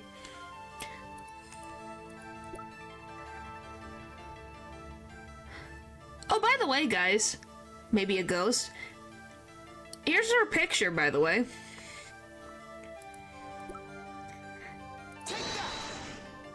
Am I wrong? Nope, I am right. This boy?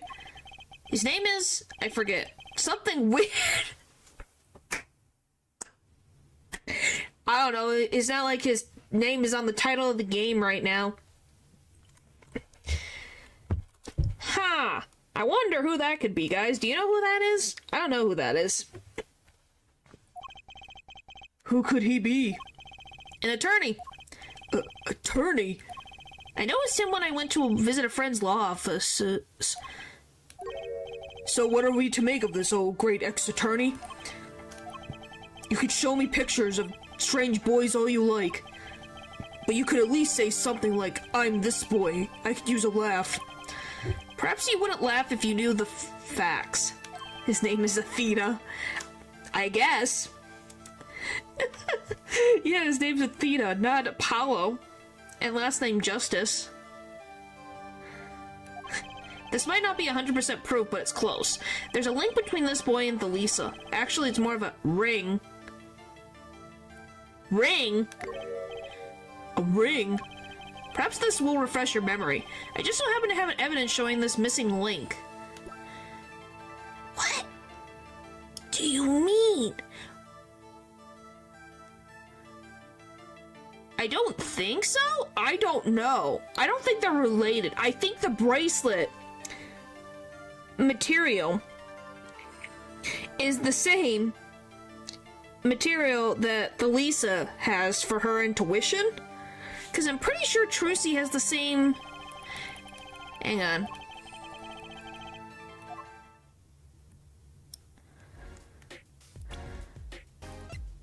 Because if we look at... She's got these earrings on, which her mother also has the earrings. Yeah, I'm completely blind about this. So my guess is that these earrings, because Trucy's wearing the same ones, and Apollo wears the bracelet that's kind of the same color. So I'm wondering if this particular material allows for you to be able to synchronize and understand people's emotions and inner thoughts through tics. Does that make sense?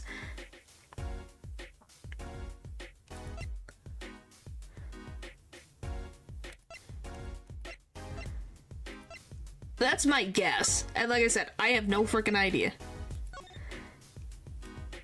Whee!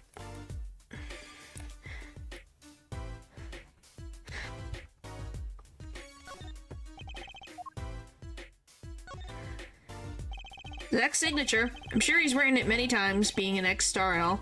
I bet there's plenty of people out there who'd kill for Zach Guamari autograph.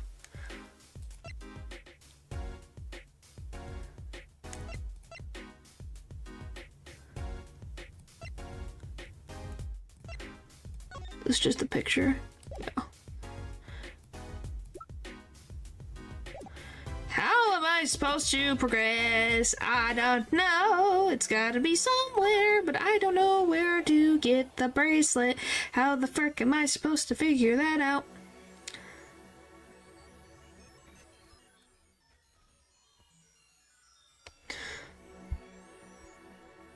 What the frick would be the good luck charm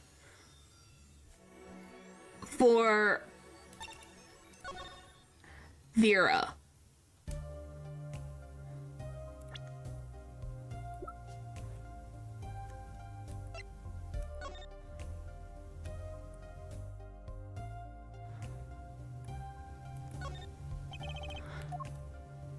Can you open the frickin' thing?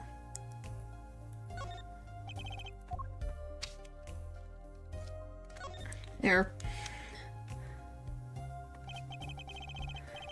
So this is Trucy's mother, Thalisa. And look, see, she has it right here as well. She's pretty. I can picture her on stage with Zach. Still, she looks like a down-to-earth type, too. Guess Trucy takes after her. There's nothing else. So, who else got the power? I was busy making a clip. Yes, hello. We're on the last case of Apollo Justice. Down to Earth.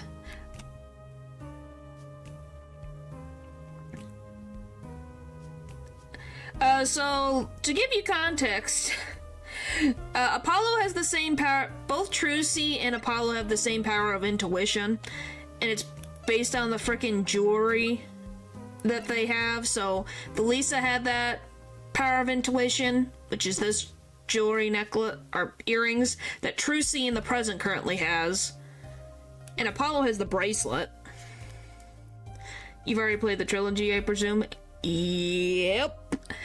What a ride that was. We all agree that the circus one was still the worst, right, guys? We agree that circus case was the worst case in Ace Attorney history, and it will never be lived down by anything else. Oh boy, that case.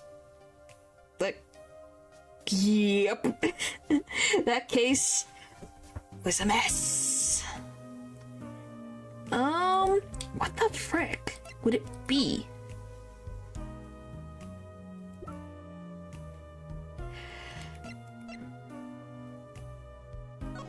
Remind me what happened in that one. Are you being sarcastic or actually want me to explain? Just before I even go on the whole thing of it. Well, there you go. I guess Lou did that. Cannot rank cases like that, but it was far from the best. Not much I could say for certain. Both. You're being sarcastic and want an explanation. What was it? Who the frick got murdered? Oh, the head troop. So the head of the circus, the ringleader, was murdered by accident.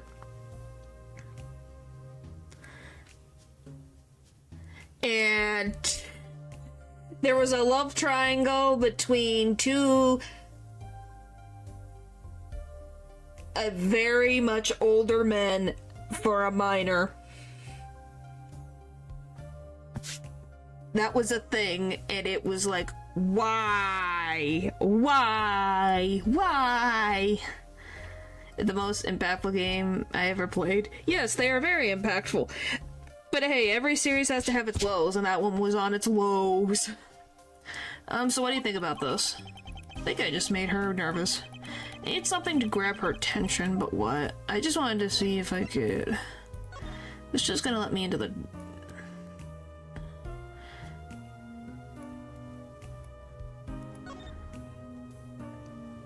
Alright, open. Ripped out page. Now I see everything has been set up, so I can present forged evidence to the court. Okay, so that's all you have to say to me? Okay, next.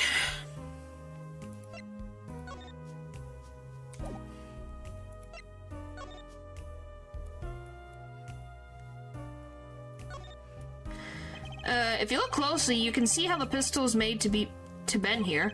It's the one-shot only model, and I can guess this bend is where you load it. So, this is the famous Gromari golden gun. They say kids used to love pretending they had one of these. Wonder if they pretended to miss their targets, too.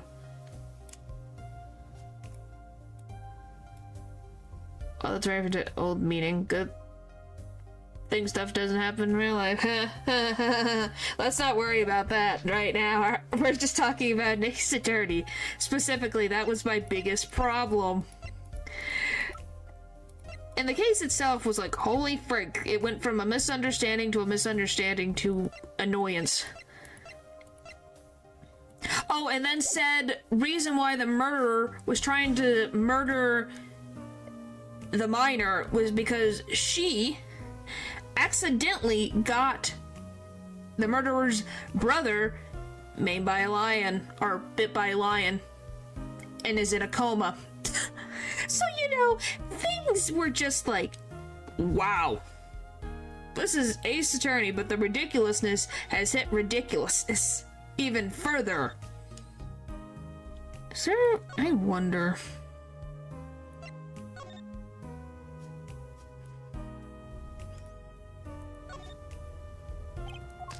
Okay, what if I'm here and she's talking with me? What about... No?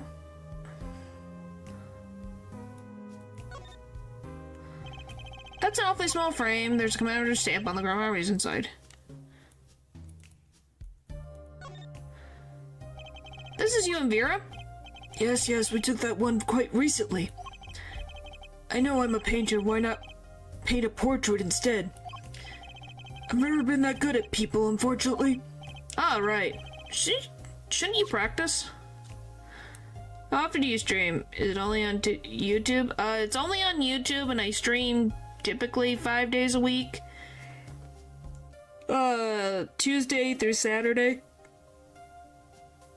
Alright, the odds. Okay, nothing. Really?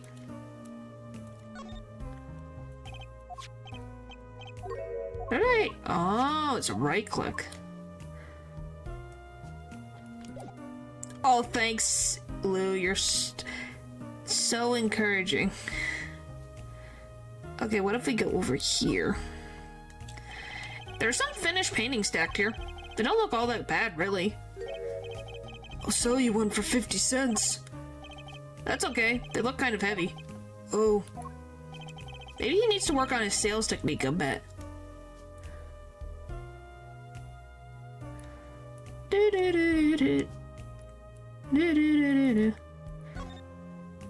You're very funny, Lou. Ha ha ha ha. Paints and pigments are lined up on the shelves with some noticeable gaps. It's embarrassing, but I can't afford all the paints I want. I insist on buying the ones I use with my own money. You see how you'd want to do that, sure. Perhaps you've heard that you can make any color, as long as you have 3 primary colors? Well, it's a lie. Poor guy. So there's nothing there. Not really.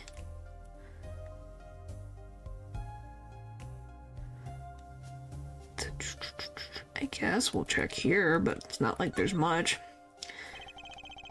They didn't happen. Ha! That's not how that works. Paints are all scattered all around, probably the ones he's currently using. There's something very artistic about a messy room. Not that this is anything compared to my office. Guess that would make my office a masterpiece. Oh, Phoenix. Silly, silly Phoenix. Where the frick would I find...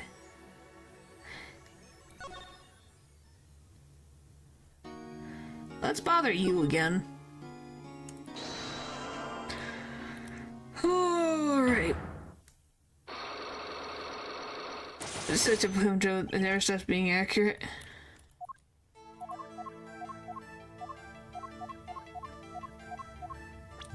And then boop, and then boop.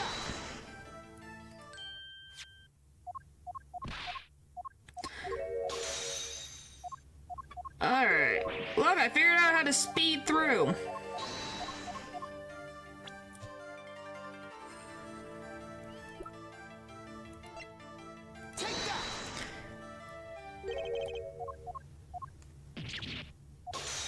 Alright.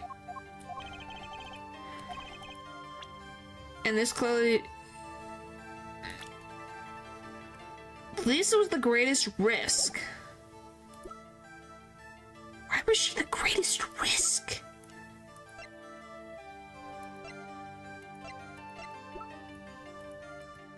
Yeah, why would she be the greatest risk?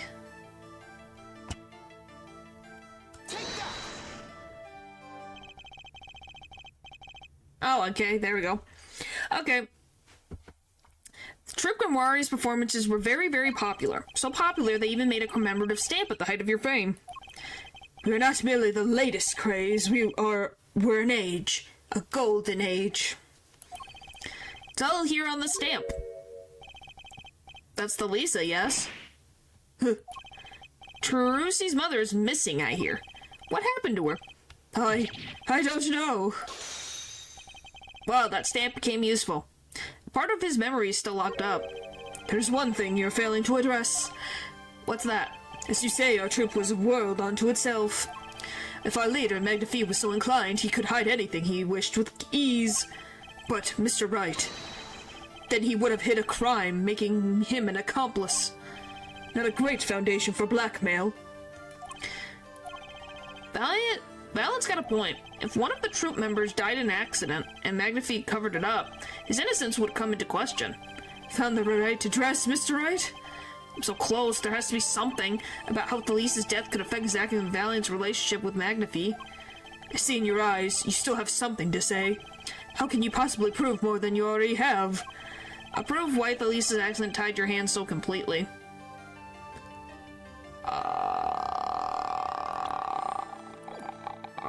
I don't know. With a person? With a person? Who do we have with a person? Okay, let me read. Covered up, found the right address, it's so close. About how Thalisa's death could affect Zack and Valiant's relationship with Magnifi. I see in your eyes. Okay, I think it would be evidence. A better proof than evidence. The accidental death of Zack's wife tied both your hands, and this evidence proves why Magnifi held so much power over you.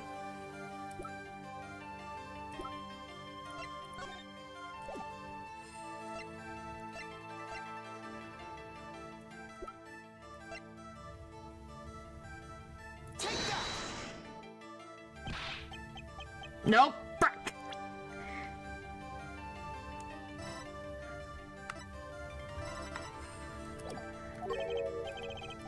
Trying to threaten me? No. Okay. Frick.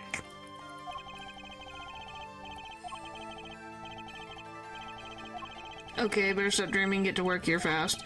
Maybe he used Lisa's death as a means to control his disciples. How was that possible if he could be implicated in the cover-up? Do I really have the evidence to prove this?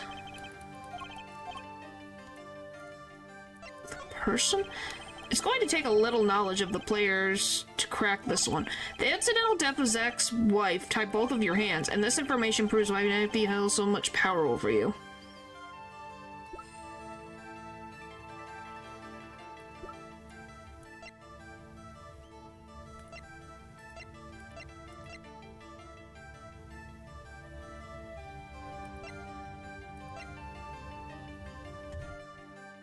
What the frick would it be?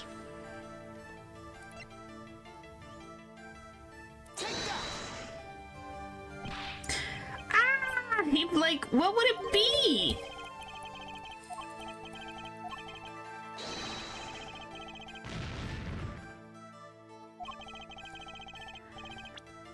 What would it be? Because I have to progress. There's gotta be something.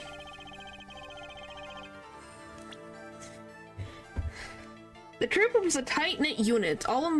It's all about the people involved. Their personalities, their histories. Who was the Lisa, really?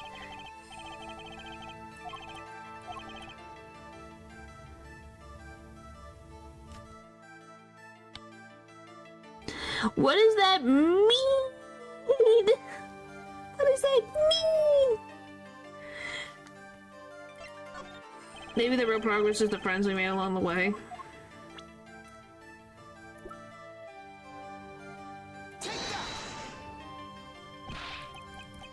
I don't know who it would be. Okay.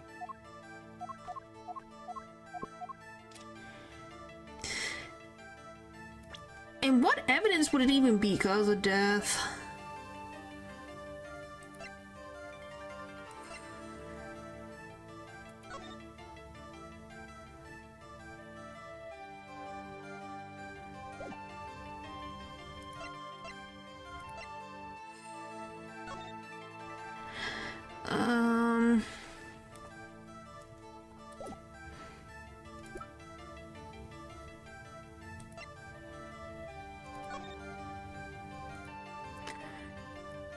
I love that we can't look at the rest of the frickin' diary pages.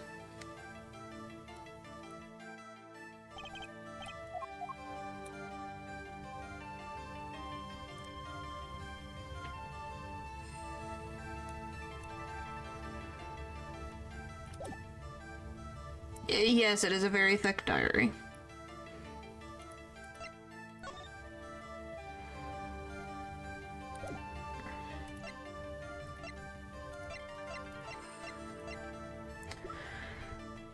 I don't know.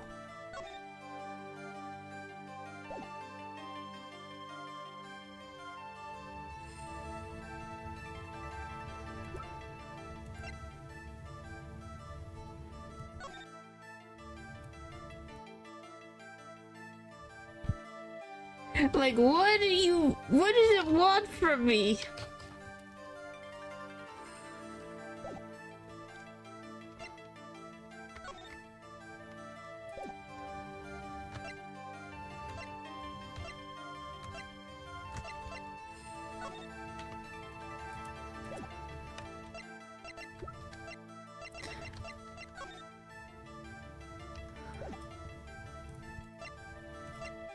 I don't get it. I don't get it. I don't get it.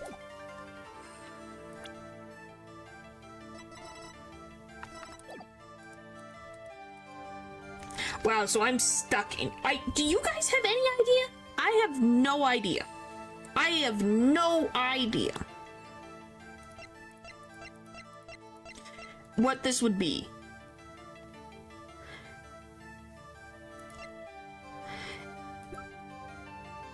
Because it's not the Lisa. It's not Grimoire himself. Spins. It's not, I don't think it's gonna be Trucy.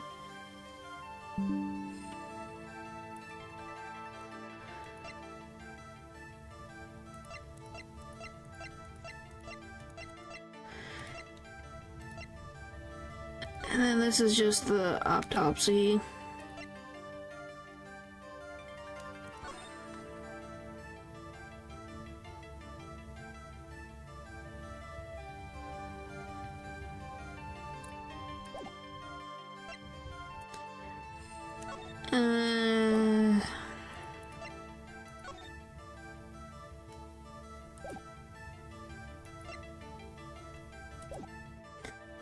I'm gonna go freaking ridiculous.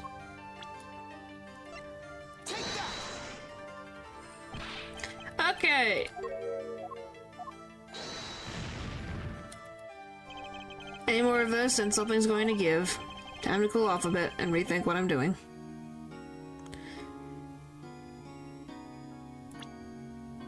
Huh. But what would it be?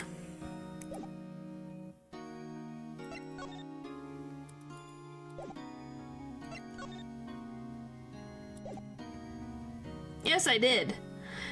And it said no. What if I do this?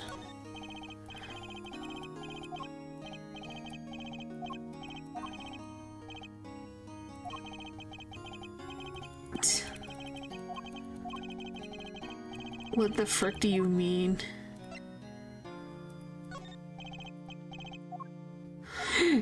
If I shall, I made a preference. Huh.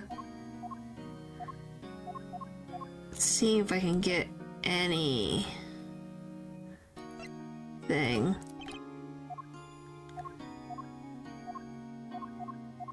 Nothing. Let's go over and bother Zach, see if he can tell me anything.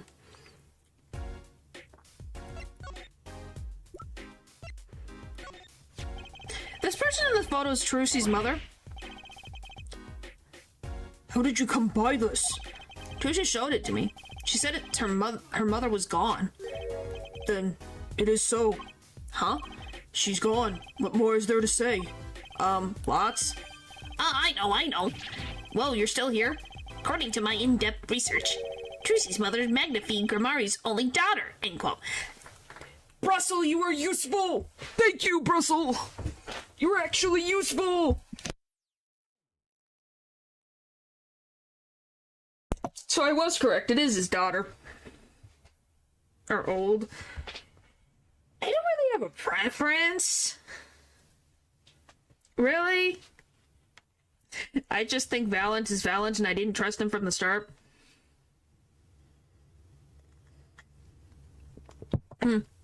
With the lore drop, yep. What? Magnifique's daughter? Is that true, Mr. Zach? Paul. Obviously, Paper doesn't like being called the title of nerd, even though it's a badge of honor. So leave it alone, I guess. Brussel, you said too much. What? Why am I the bad guy? Why?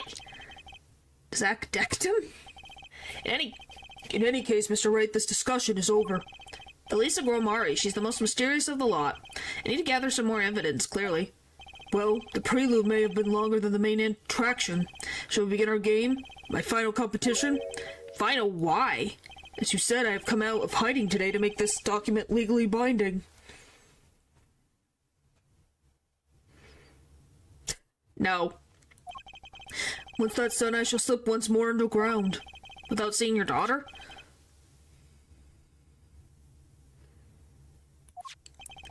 It would be best if I did not. 7 years ago, We played. 7 years ago, I lost. I already lost to Magnifique. I do not care to lose to another. And I've heard that you never lose. it's just a rumor. Yes, for it is impossible to never lose unless one has an ace up his sleeve. As a magician, it causes me no end of irritation. to think a mere lawyer might be out there pulling the wool over so many eyes. Hey, I just signed your document for you. Maybe you could try lightening up? That was that. This is this. For my final competition, I will destroy your perfect record, Phoenix Wright.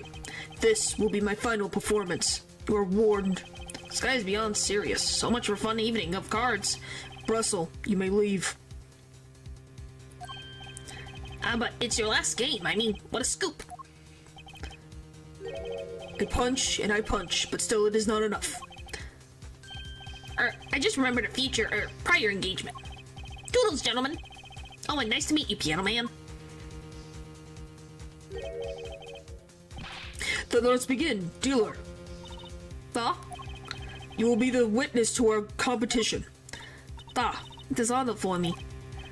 Why haven't I seen her around here before? Oh, that reminds me. I saw a familiar face as I entered this restaurant. He did not seem to notice me, however. I think he did. Gavin, I believe was his name. You know him? After a fashion. Listen, Phoenix Wright. One can learn much from true competition. Remember this. The Gromari power. I was close to understanding it, but I needed more, and I knew where to get it. Trucy's mother. I needed to meet that reporter again, that was clear. And one other thing. From the moment my final competition with Zach began that night, a name was running through my head. The name of a man now in prison. A name Zach Gromari knew, but how and why?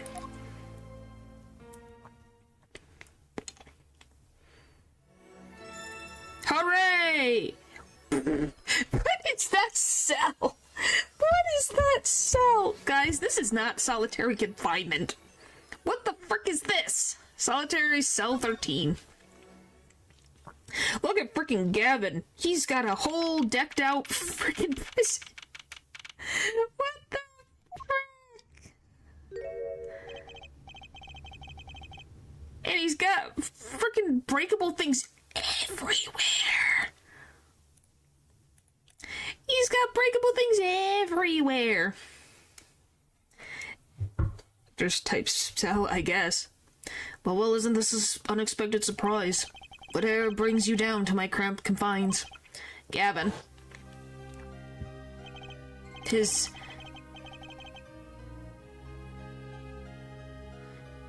this your idea of revenge, Phoenix Wright? Revenge for the events that took away your attorney's badge 7 years ago? Past is like my logic, straight and true. Nothing's changed. All I did was point the finger of justice in the proper direction.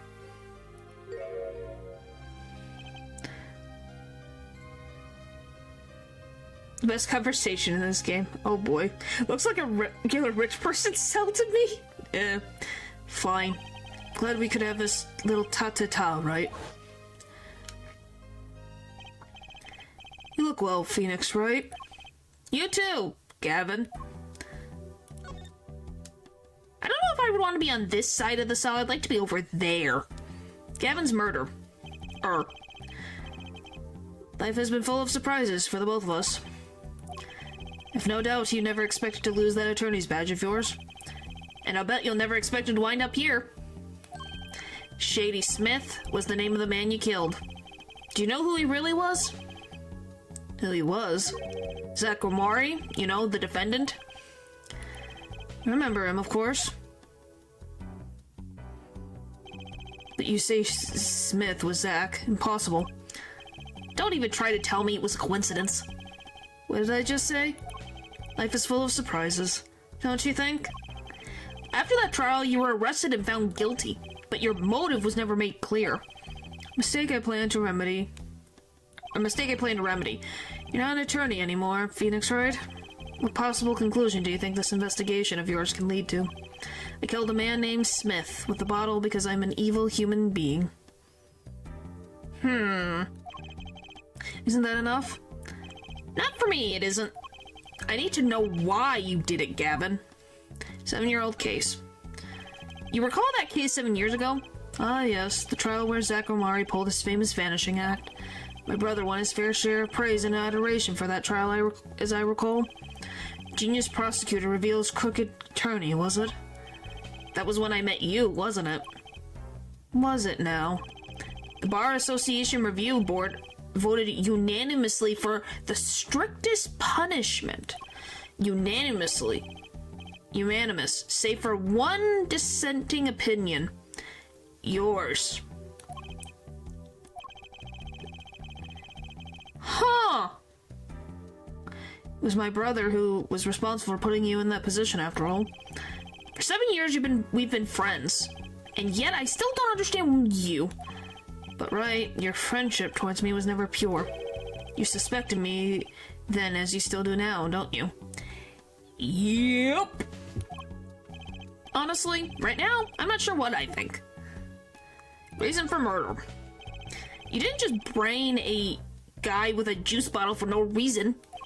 Tell me why you did it. Persistent, aren't you?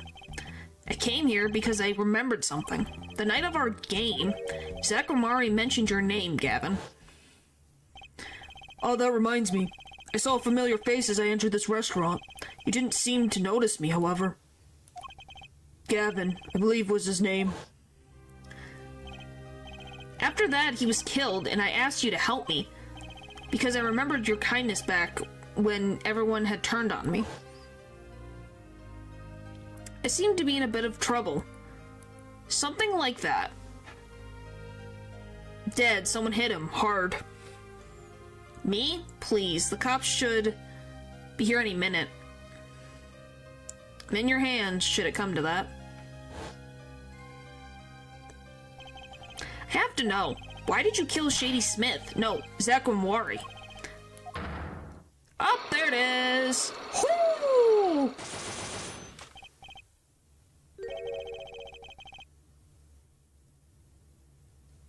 Excuse me? Those are new Those are new psych locks that I've never seen before. And there's 5 of them. Wow, I've never seen psych locks like these. Dark, cold, full of despair. Can I even unlock these things? Is something wrong, right? No, it's nothing. Shouldn't push yourself so hard. Life is to be taken easy, you know? Look, he has the frickin' bottle! See, I was right, it is the frickin' nail polish. He's doing his nails. Huh.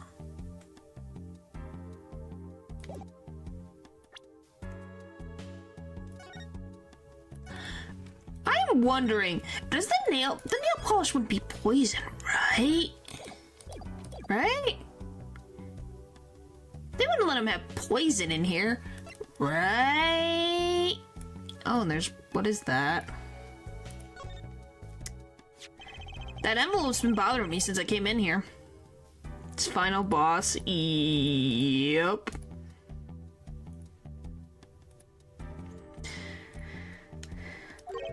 It's not nice to peek at other people's mail. You get mail here in jail? That I do, though they read it first, apparently. Well, yes, because they're making sure you're not doing anything stupid. Still, I'm allowed this pleasure of correspondence. Packages and the like are a different matter, however. Looks like sneaking a peek is out of the question.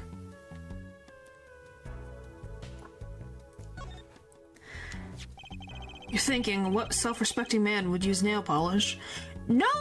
I'm more questioning what a weirdly specific bottle for nail polish that I have seen before. Not really. I know appearances are a big thing with you. You know what I say?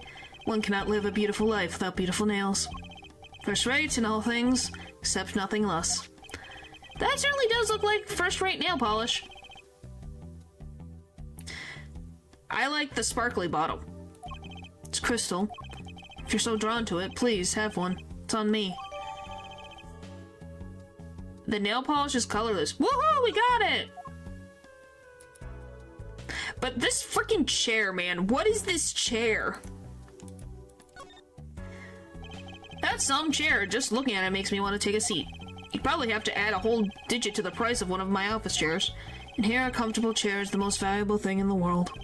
You'd have to add 2 digits to the price of the standard prison-issued chair for this. Those prison chairs don't look so bad either. Maybe I should redecorate. What the frick, BX? Alright. Go... We can go back into the past and talk to Vera. Because I think we got it.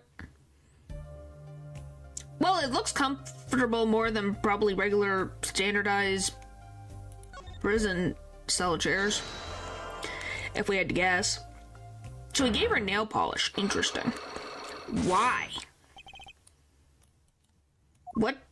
What benefit does Gavin have of giving her nail polish? Oh, look at that freaking...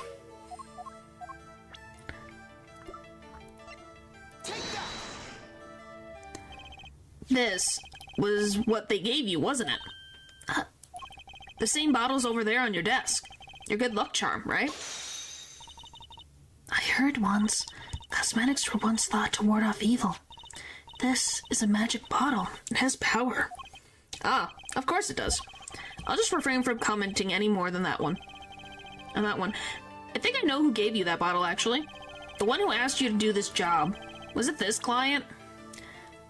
It was Kristoff. This man is a friend of mine. Know him? His name is Kristoff Gavin. He's a lawyer, actually. I promised. I promised not to tell. Well, we figured it out on our own, so you didn't technically break your promise. Psych, unlocked. Woohoo! The client. I'm sorry, I can't talk about the client. I promised. And if I break my promise, the spell won't work. I don't need a name anymore. I got my answer. You're pretty confident in this charm, then. Okay, just notice. How did Nick use evidence he got in the present in the past? This is him connecting it in his head. This is not like a physical him going into these. This is him thinking in his head. / us doing this. This is him piecing everything together over the years. I think they might be the devil. Huh? Or maybe an angel. What do you mean? I saw it, or I think I saw it, when they gave me this. Yeah, he's putting everything together to solve the case. That's what he's been doing this entire time. Is trying to solve this... The murder of Zach, the murder of Magnifique Grimoire, the disappearance of Thalisa. How Valiant is added into this. What is Gavin? Kristoff? Gavin's involvement? All that stuff. I saw the devil's face. Are you saying the client's face looked like the devil's? No, the client was gentle, with a gentle smile. So where did you see this devil then? It was so quick, I don't remember well. But that's when I knew that person wasn't like other people. That's why I believe in my good luck charm. I'm not sure what this devil she saw was, but it's pretty clear that Kristoff Gavin has her charmed. Well, I think that's all. I'll be leaving now. I'm sorry for what happened. If you want to apologize, try my client, Zach Grimoire. Did I do something bad? What makes you think that? Your eyes, they're sad. Very sad. I'll put on my smile next time I come, promise. I hope to see you smile then too, Vera. Oh, okay. Take care. Thinking back on my first encounter with the young forger, I witnessed something of vital importance that day. But obviously some of these were different moments that he went to. Like, actually went to. But then he's piecing all the pieces together now. Of course, by the time I realized it, it was already too late.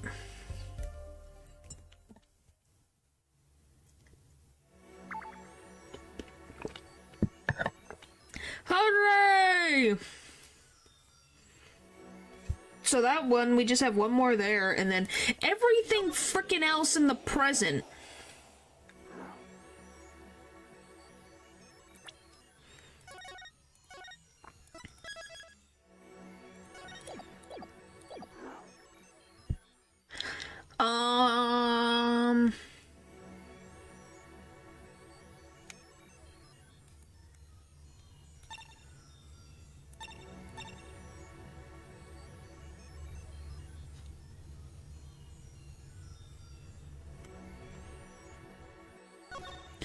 just go here real quick.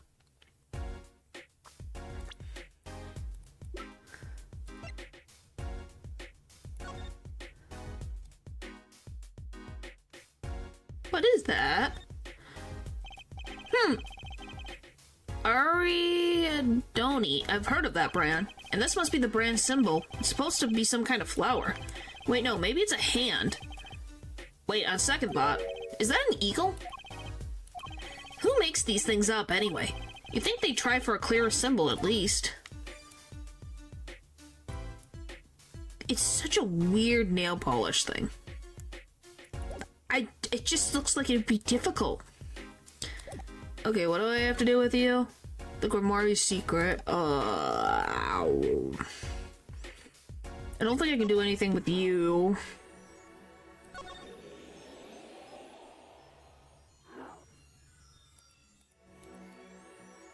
Maybe go back to the present. Looks like a trick artifact I saw in Skyrim. It kind of does look like a random artifact. Anything? Reason for murder? Present? Okay, what if I present this? What do you think about this, Gavin? I hardly need to remind you that I'm not a free man. With lost the world, save advances in chair technology. Why chair technology?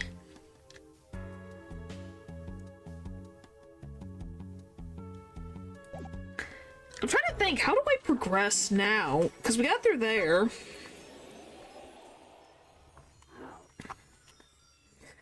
What would he...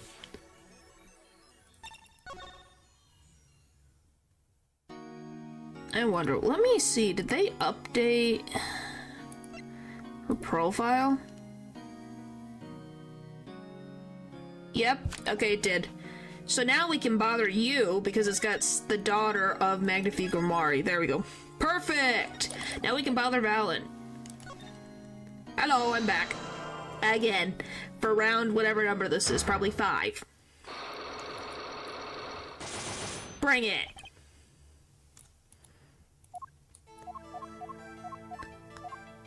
Alright. I'm so glad I can skip ahead, aren't you guys? So we don't have to watch me slowly click through text the whole time. Alright.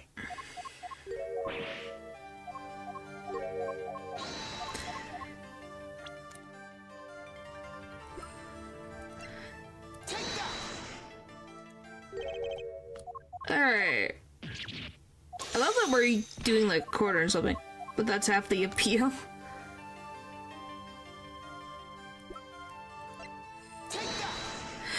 Well, we've done that already multiple times with this. One in this particular statement. Alright.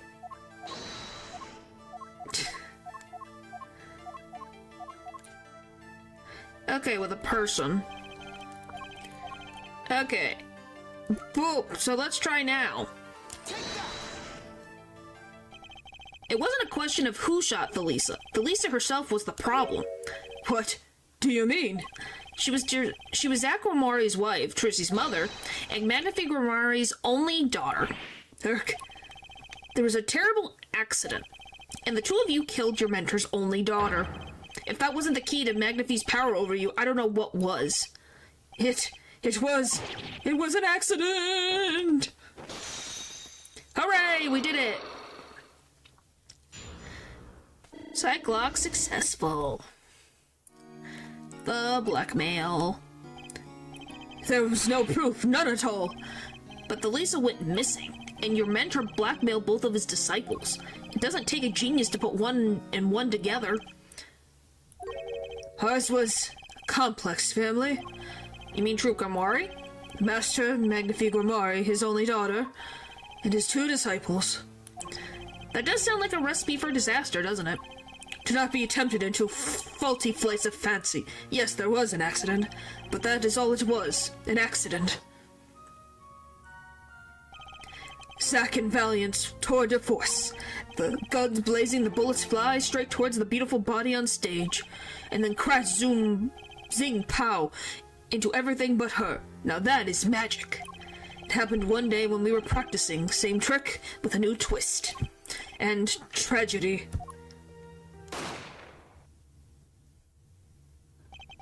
As for whose bullets stole Thalisa's life, we shall never know the answer. Thalisa disappeared from our lives, and Zack was bereft of his wife. Trucy lost her mother, and Magnifi his daughter. And that led to blackmail, I take it.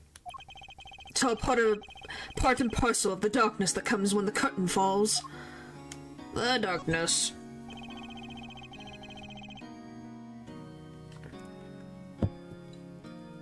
Hello.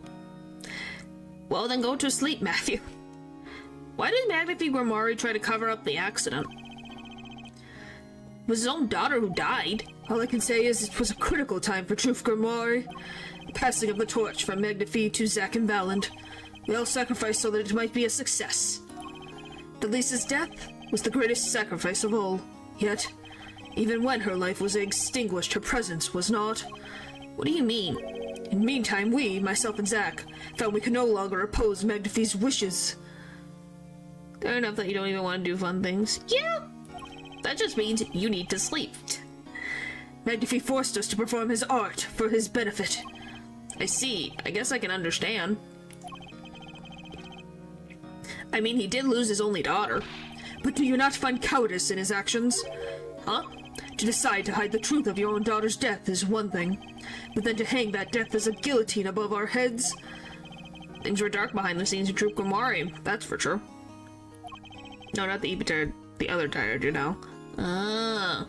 Well, then you should just watch something that makes you happy, then. Or eat something that you enjoy. Does Trucy know? She was not told, naturally. Who would want to know that her father might have taken her mother's life? True. I had not thought of that incident for a very long time. I'm sorry to dredge up old memories, but this had helped a lot. Not to find Magnifi's slayer, I should think. True. Ah.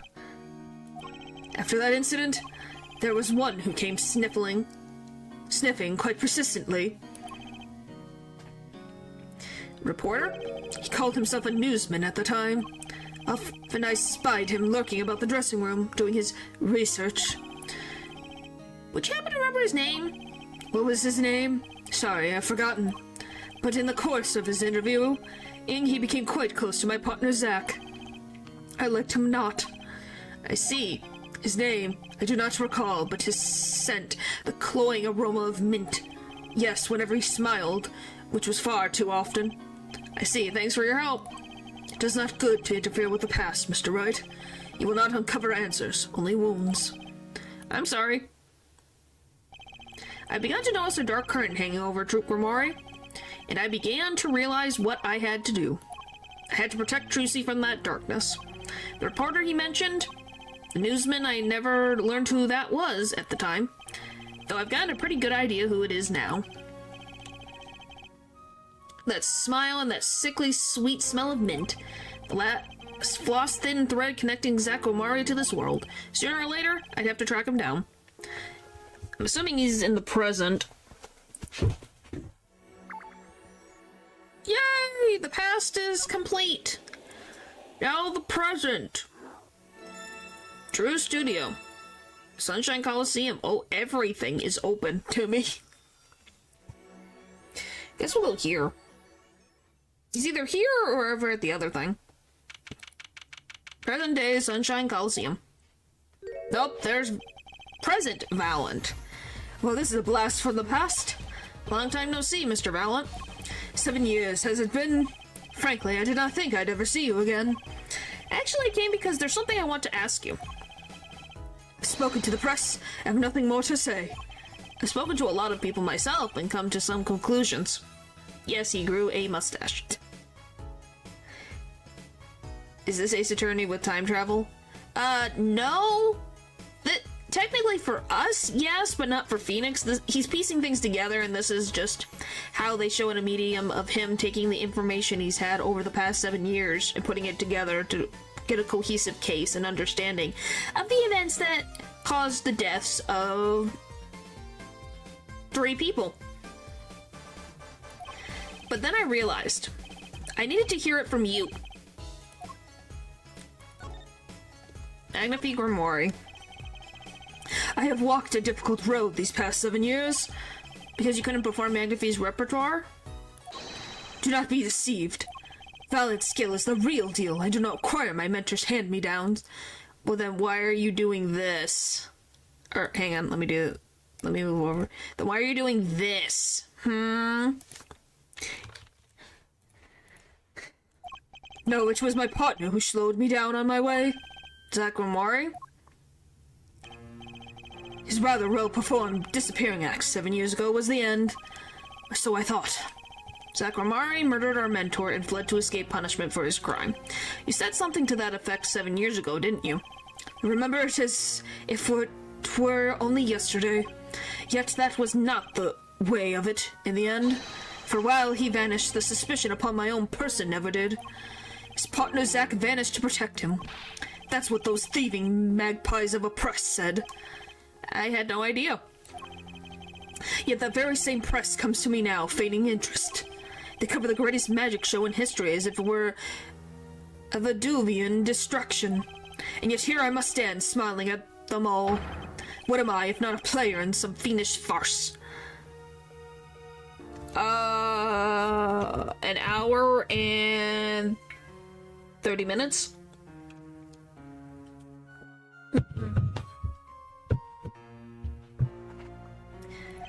Might I suggest it's because you never made it clear what happened? Magnifi's death is still a mystery to this day. Which is why I came here to get the answer from you. How many? Just 2? Okay, I knew I'd be seeing these sooner or later. The audience has no business stepping upon the stage. They must be content to sit and stare at the spotlight. That sounds an awful lot like something I'd heard 7 years ago.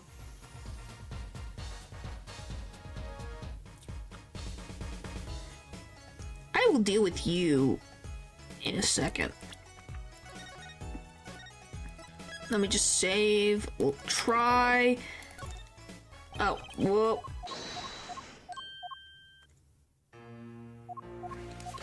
We'll try to break the psych locks. If now we gotta go bother the, our good old friend, Russell. Now everyone's so excited to see him again. Who knew he'd be so important to the plot? Magnifi's death.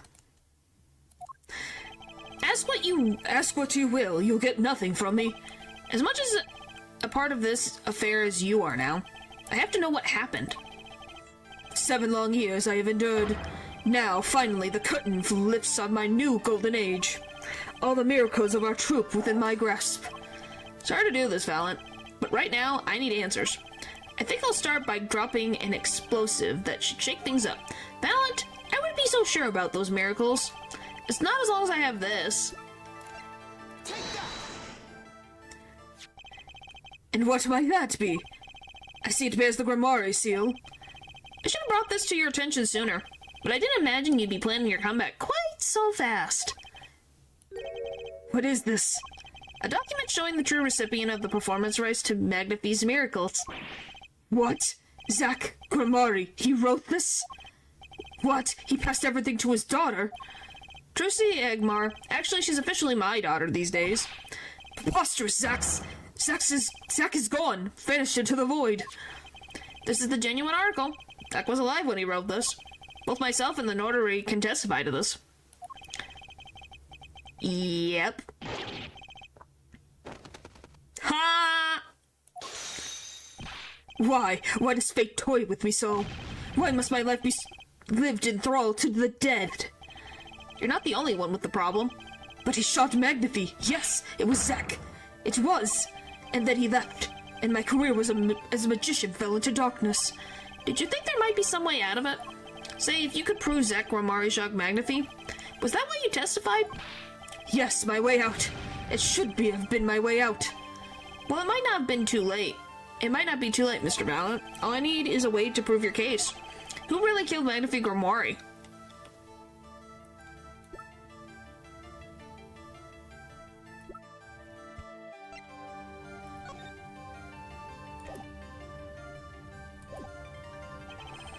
I don't know who killed them. You have to tell me, Phoenix.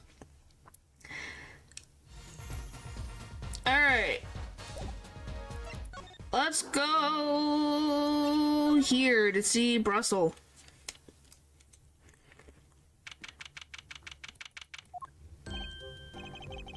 Well, what do we have here? Remember me? Of course I remember you. Journalist meets ex-attorney in bar. End quote. Can I ask what you're doing here?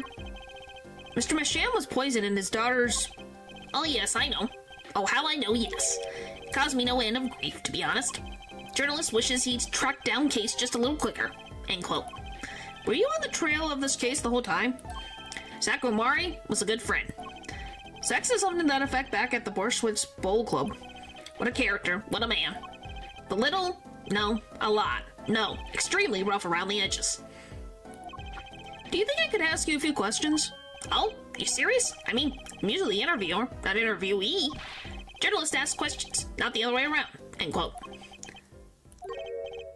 Fine, shoot. I don't care. People have been asking me all sorts of things lately. Family of forgers. It was tragic what happened to Drew Masham and his daughter. Forgery is a serious crime, and they paid the price. You know what really did them in, though, don't you? Yes, forged diary page. Then I interviewed him. I found out something about Mr. Masham I hadn't known. What's that? You know, he always felt like he was being watched. Every day for 7 years. Walls have ears, potatoes have eyes, end quote. Interesting, so he felt he was being watched for 7 years. I wonder who could have been watching him. Being watched? You mean he felt guilty?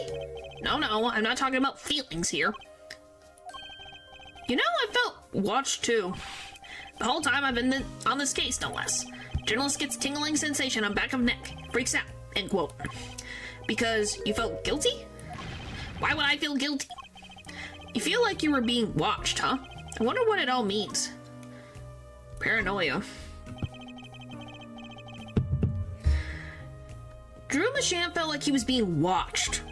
And you along with him. You sure it wasn't just nerves? Nerves? No, it's nothing so mundane. I stopped paying attention to nerves a long time ago. But I felt it too. Journalists, sure, he is being watched. End quote. Don't you wonder why Zach Romari got rubbed out after 7 years? Right after coming into contact with me? Contact. Golly. He completely vanishes from that courtroom. Then, for 7 years, he talks to no one, not a soul. Then, just as the remaining time was almost up, he contacts me in order to have this made. And then, he dies. Starting to put the pieces together, aren't we? And you were being watched this whole time? Maybe not just me. Maybe you were too. Me?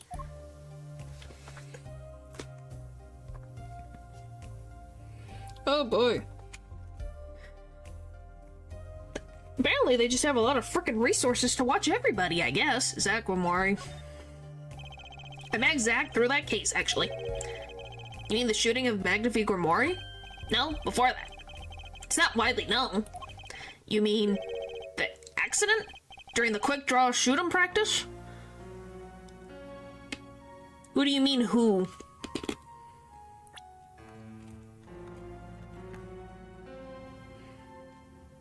I'm assuming it's Gavin. Or Christoph, this guy. I think it was Christoph. He's the one who is connected to all these things and caused the murders of at least... Well, he's caused the murder of... I'm assuming... 3 people by now? So yeah. My, you're well informed. You should have seen me back then. I dug up quite the scoop. I wanted it all. Money, fame, women, a little puppy, all for me. I was younger then, and my days and nights smelled of fresher mint than they do now. Val and Gramari did mention one particularly nosy reporter. In fact, I was on close speaking terms with Manifi Gramari at the time. I knew his daughter too, of course. Thalisa, was it? Really? Then Thalisa disappeared, quite suddenly at that. And Magnifi wouldn't say a word about it. Yeah, my evil habit got the better of me. Journalist catches scent of scoop, goes on feeding frenzy, end quote. I set up a one-on-one interview with Lisa's husband, see? Zach Grimoire? Something strange was in the air over at Trip Grimoire's in those days. The whole screwy mentor-controlling disciples scene started by then, I'm guessing. But Lisa was part of it all, right? Come on, you can tell me, off the record. Make merch. What kind you'll do? I don't know when I'll make merch.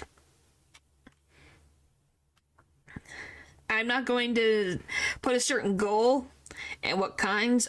I'd have to look into it. It'd have to be something I would have to look into. Why socks? Sorry, I don't know. Anyway, I kept prying and eventually became friends with Zach. Sure, he punched me once or twice or 5 times, but over time he came to see me as his confidant. That's sad. This was your only confidant, Zach. Really? You do the cozy wool kind? Maybe. Valiant Grimoire. He's been waiting this whole time, 7 years, eh? Waiting for his big comeback, of course. A big revival of the Magnifique Miracle. Of course, it was all a dream.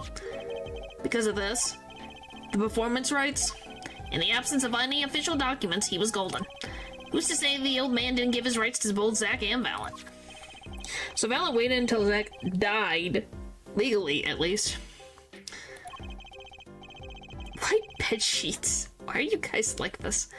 The time has finally comes, and Valiant's like a kid on Christmas morning. He's getting ready for his show at the Sunshine Coliseum, you know. If that document sees the legal light of day, it's going to pull a bit of a damper on the big show. He's a sorry one, that Valiant Grimoire. Less out to his partner at work, and in love, too. He was in love with Lisa too? Love? It's the same old story, really. 2 disciples and their mentor's only daughter.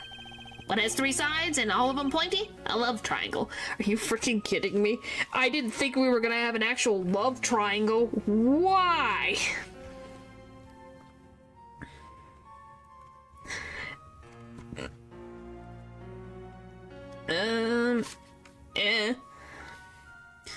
Oh yeah, there was... What the frick, paper? Please tell me everyone's okay. Over time they'll make you look wrinkled. Wow, Dylan. That's pretty classic. When you're in a performing troupe, that's your world. It's like family. One with an entirely high school's worth of drama, intrigue, and backstabbing. And in the middle of all of this, Lisa has Trucy, and then she dies. I need to find out more about this Lisa.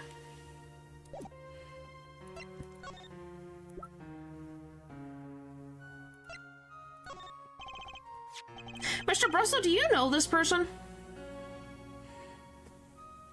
I know what you're meaning, Paul. I know what the colors of the trans flag are.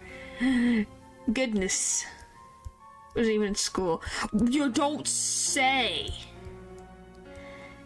I wonder why, Paper. I think because things are going on. Hopefully the person gets found. Goodness. Mr. Brussel, do you know this person? Why? Why, Dylan? Why are you like this? Do I know that person? Of course. I was friends with Zach, after all. He hit me a few times. 5 times, actually.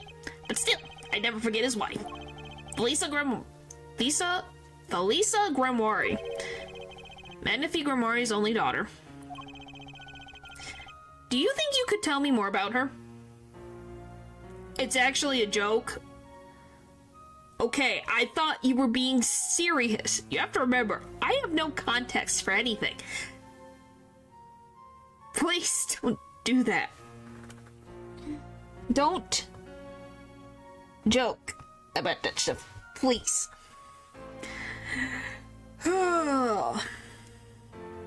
Yes. Space it out. If you're gonna make that joke, please.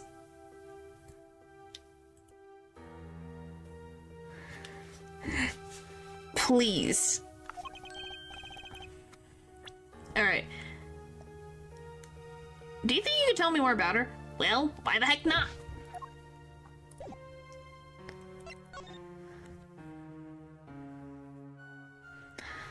Okay, guys. Thalisa.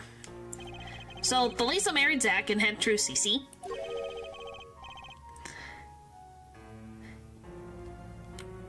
It was her second marriage, actually.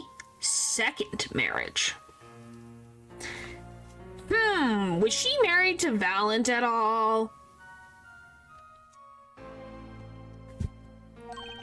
You mean she was divorced? I hadn't heard this one before. Not quite. Her late husband was a performer, too. Apparently he died during some gig. Oh. Okay, so it wasn't Valent. Tragic. That was loud, sorry. Tragic, really? They had only been married 1 year. I didn't know. Ah, but she was a beauty. I still carry a portrait photo of her around, you know?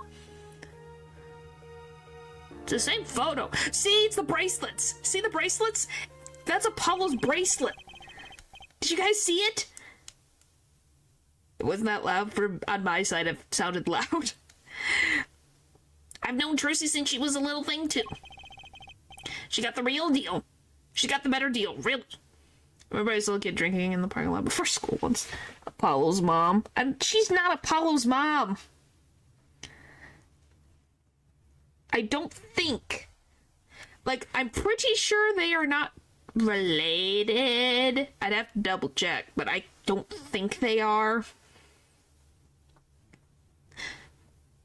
Why not? Because of a case that will happen in the future that I accidentally stumbled upon and didn't go into full detail, but I know about who Apollo's dad is, so I'm not going into that.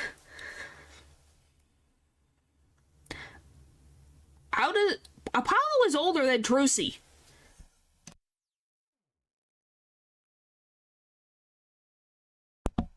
I was like 20 and Trucy's 15. Yeah, it was by accident, because I was trying to get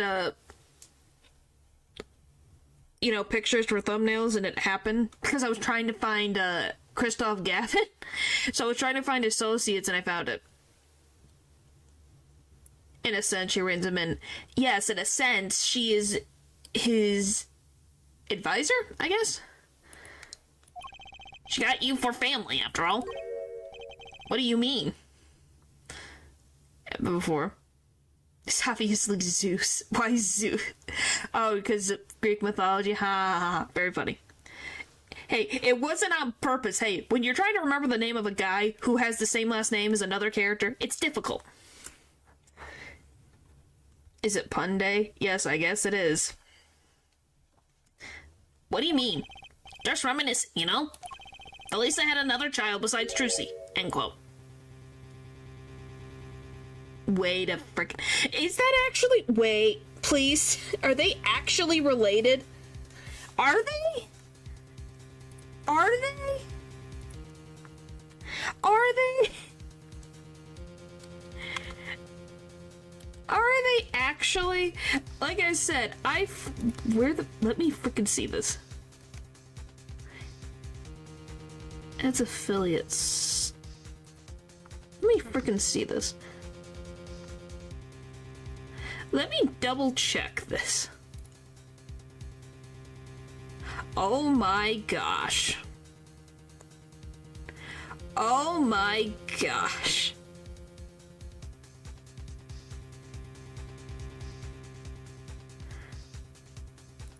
Okay, I'm not gonna spoil anything. Point is, Paul hit the nail on the head. Like, Paul hit the nail on the head. I didn't even realize. Wow. What? But Trucy said she was an only child. Ah, yes, this one she had with her previous husband. That's not literally a spoiler. He guessed it. And we literally just see we're having this happen right now in front of us. Her previous husband, her first husband who died during a performance. Yep, they have themselves a kid. Another orphan now.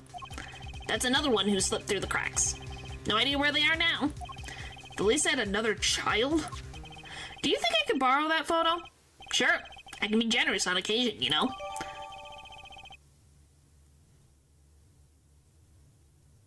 Numbers at some point. Well, I confirmed it because it's literally, you could look at the picture. Look at this picture. Look at this freaking picture and not tell me, oh, he's related, because he's got the bracelet. And Trucy's got the earrings. I won't be needing this locket anymore. Better return it to Trucy before I forget. People and events get all tangled together and get bigger and bigger. Don't you think? I was too busy wondering about bigger to listen to what you were saying. Sometimes you just gotta accept that you won't be able to untangle it all, I think. Maybe so, but still, I have to do what I can.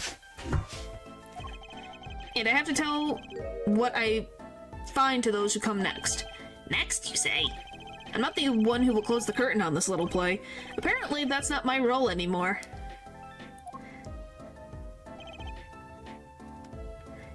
He knows about us, guys. He's on to us.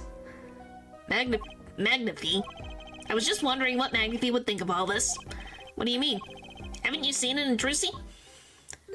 She's got his power. You mean how I can't lie to Trucy? It was the same with Magnify. Yeah, he's kind of a nice guy.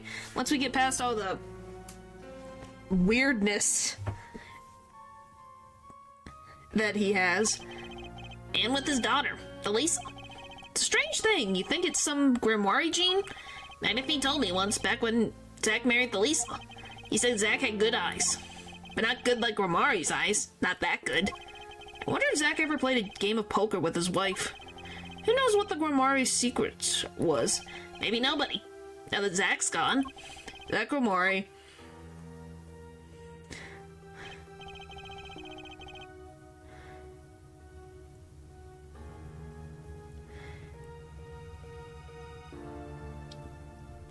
You're technically right. You don't want me to spoil, so I can't say anything. I can't say anything. You don't want me to confirm. I'm not gonna confirm it anymore. You'll find out. You're close. That's all I'll say. The plot has finally revealed itself. It started from a warp in the Grimoire fabric and grew, swallowing everything, wrapping itself around the Grimoire's power.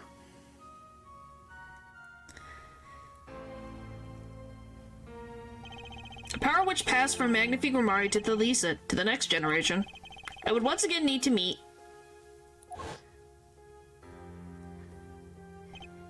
the one who bridged it all together.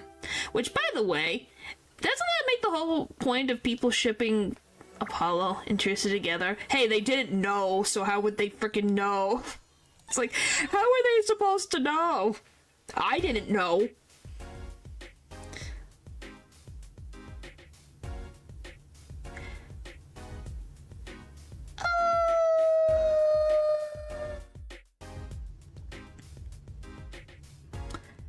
I don't know. Honestly,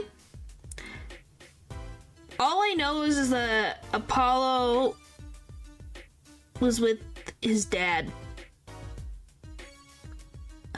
I don't know the whole context, but he became an orphan, so I don't know.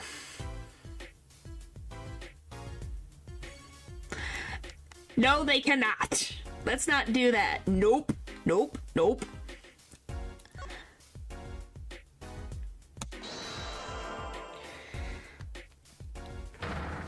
Alright, let's do this, Zack. We got freaking questions for you, buddy. Maybe? That's my guess.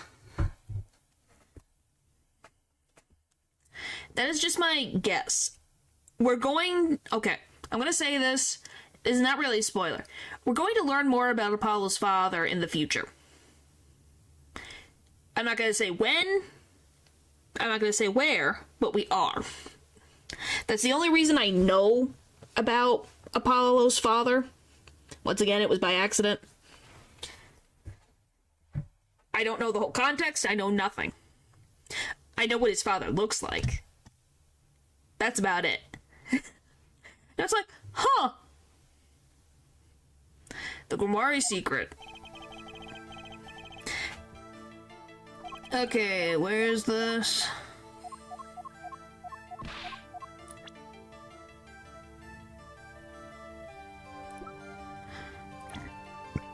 Is the father handsome? Apollo takes after his dad, that's for sure. It could happen by accident, but you couldn't resist reading. No, I literally... Remember how I said I was trying to find Christoph Gavin? For the thumbnail? For this thumbnail? It's in Associates, so I scrolled and I had to pass by it. I think so? I'd have to double check. I can't remember what he looks like right now.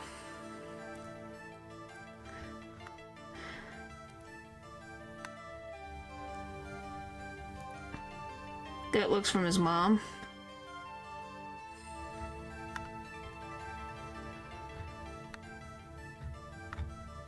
Yeah, I think he's handsome.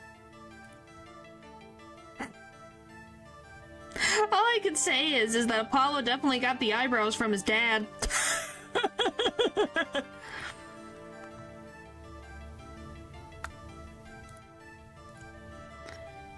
And I can't stop laughing at it. I'm sorry. It's so funny.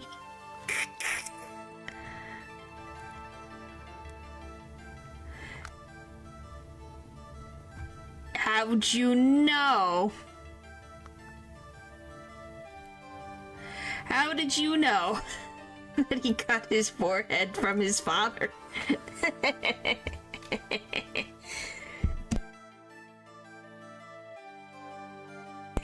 You could definitely tell they tried to reverse engineer how his father, because they're like, well, we have his mother, but he doesn't look much like his mother. Now we gotta make him look like one of his parents because I see things.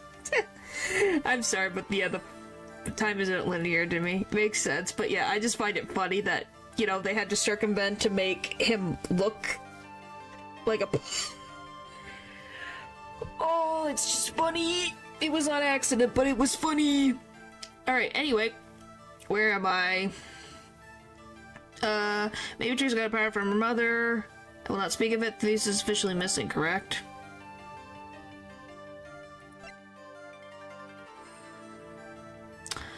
I don't remember the context. I don't remember the context. I forget what the frick I'm supposed to put in this. I'm assuming it's this.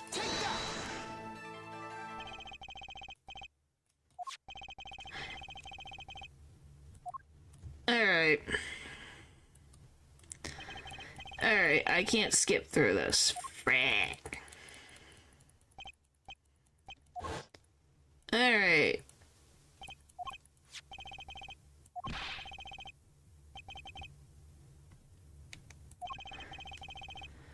Alright.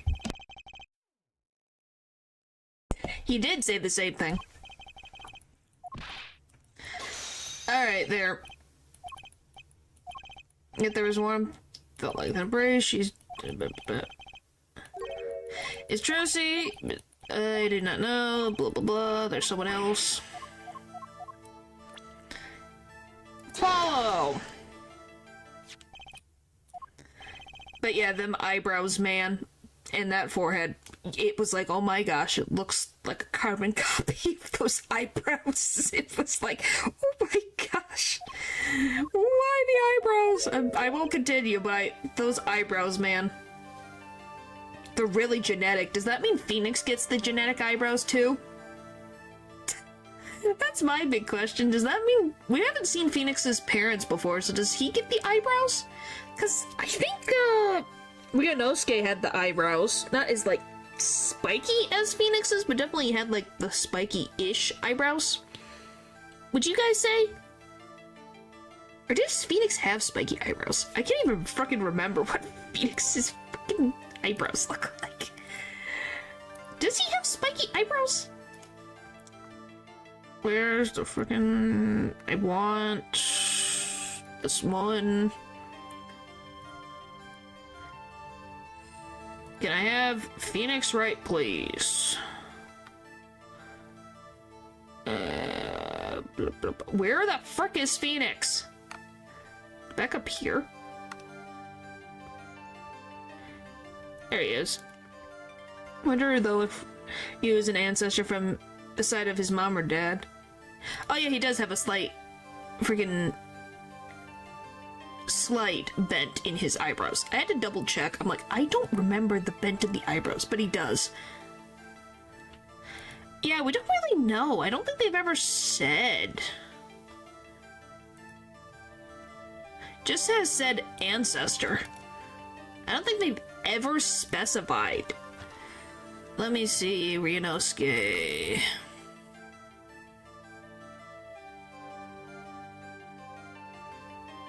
Nope, doesn't give us any information. I did say they look similar. Who? Yeah, they kind of do. He's got like the little check mark for eyebrows, Ryunosuke does, and the hair kind of... I see it. You see the similarities, that's for sure. Ryu and Apollo.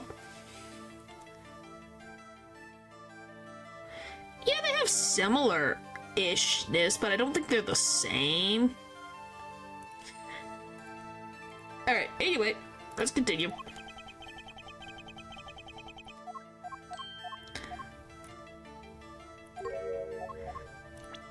The missing link. Boop. Actually, I know something. Your marriage to Thalisa was her second. How did you know this? Her first husband died a year after they were wed, yes? He was a performer. They met when he joined... Oh, he was a performer. They met when he joined us Grimoires as a guest in our show. After Thalisa wed him, she left the troupe for a while. And you say she had a child then? That you can see they're related, but it's not like carbon copy, like the balding attorneys. Yeah, but even the balding attorneys aren't well, they are exactly identical, never mind. The hair changes. Just different varieties of baldness, but yes. But I think that's just the Winston Payne, that's just the Payne genes. I think if you were born into the Payne family, that is your cursed. But hey, they somehow keep populating, so apparently he's very attractive. Yes, different varieties of baldness. Some of them are fully bald and wear a toupee. One just bald a little bit on the front. One is bald just on the top and has a top knot. If you're born as a male in the Payne family, yep. I have a photograph of her here. I couldn't help notice what she was wearing when I first saw this. Those bracelets stand out. Oh yeah, he has... Does he have both of them? Or does he have one of them? Probably has both, I think. When the family got better. I hope so. Because Winston Payne, the first Payne that we ever met, he has a daughter.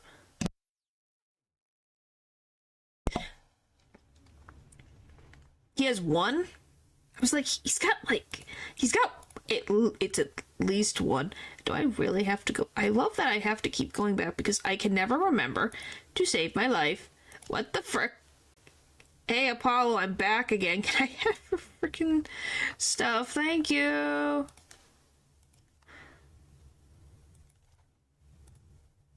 Okay, I need to get the full image. Yeah, it's one. It is just one. I had to double check, but yeah, it is just one. It's on his left hand. Okay, now I know. That's all I wanted to know, was to figure out, I'm like, is it one? I'm pretty sure it's one. Those bracelets stand out. They are a Grimoire family heirloom. This boy wears a bracelet just like the ones in the picture. What? So, that's why... Why what, Mr. Zack? I took this photograph of Thalisa before she left us. When she returned, she wore only one bracelet. Oh. Oh, so there's our mystery solved of where the other one went. I bet I know where that other one went. She gave it to this boy, her son. Wow, 2-for-1 deal.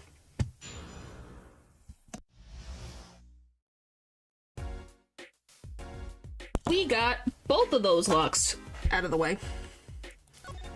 The Grimoire secret, the strange power. I myself do not know where it comes from.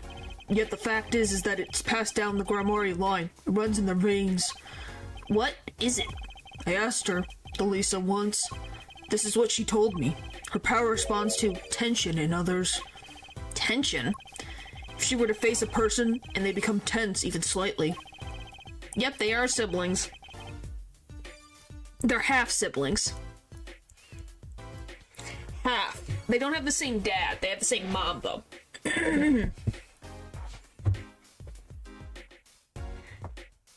Then she would know, no matter how hard they tried to hide it from her.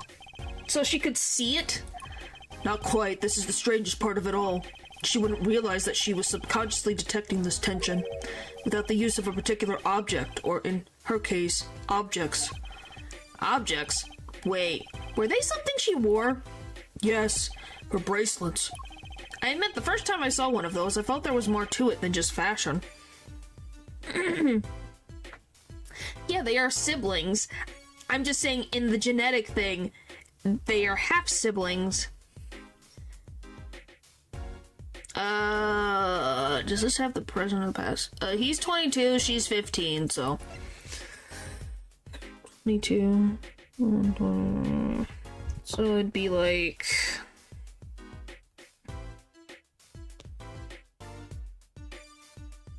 -2 minus 15. 7 years apart. Which means, wow, they had it. The kid they had years later. Lots of 7s, yes. Lots of 7s.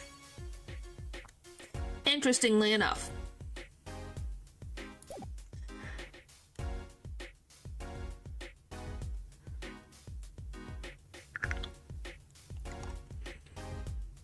I know what you guys are gonna do. No.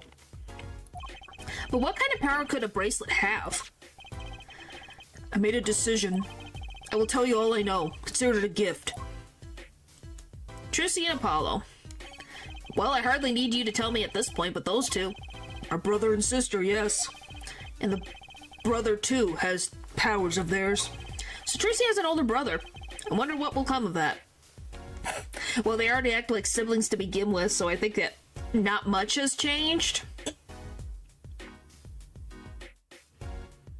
Yes. And once again, I can't tell you the context of where Apollo was when he was younger, because that's later. A later thing. That cost $900. I don't know. I don't think it's $900. It might be $9 because the zeros are smaller. At least I hope. I hope that's saying $9. They already behave like siblings. Yep. Yep. Mr. Wright, tonight after our game is done, I will return to a life of hiding. I would not see her live her life without knowing. I understand. I'll tell the two of them when the time is right. I'm in your debt, once again. No kidding. What I want to know is how all this got to be so messed up. The bracelets. Those bracelets are made of a special alloy. It is said to expand and shrink very slightly in response to body warmth. So they're temperature sensitive or something. Yes, this is how they can shrink to the exact size of their wearer's wrists. Ew! Now that's a weird fun fact. So that's why he can fit Apollo, even though it was his mom's. Because who knows if they even had the same wrist size. And this has something to do with the power? What have I told you? The Grimoire power reacts to tension in others. I will. In an hour. How do you take it off? They probably can take... I don't know if they can. Well, they had to because Delisa does. There must be a way. When Grimoire senses tension, they too become tense. And this tension translates into minute contractions of those muscles. So minute, they cannot sense it on their own. Their muscles? Oh, so that's what the bracelets are for. With a bracelet on, one can sense the contradictions, because the bracelet is always a perfect fit. So when the person they're watching gets tense, the bracelet feels it tighter on their wrist. Precisely. But that alone doesn't really count as mind reading. Just keep on it? Maybe. I believe I understand how the process works from there. It's a simple question of eyesight. Eyesight? I guess that sounds simple enough. Eyesight. Have you ever heard of kinetic vision? Something about the ability to see moving objects with full clarity, right? I've heard of it before. They say athletes can see a moving ball like it was stopped, if they focus. Oh, but it's not confined to sports alone. It all relies on the ability to focus. When we focus, we can see many things. The faintest twitch of the face, and the meaning that lies behind it. Therein lies one of the secrets of magic. One must know the mind of a crowd before one may distract it. So basically, what you're saying is, the Grimoires can see really well. For them, seeing is more than believing, it's knowing. Their power relies on their eyesight combined with exceptional focus.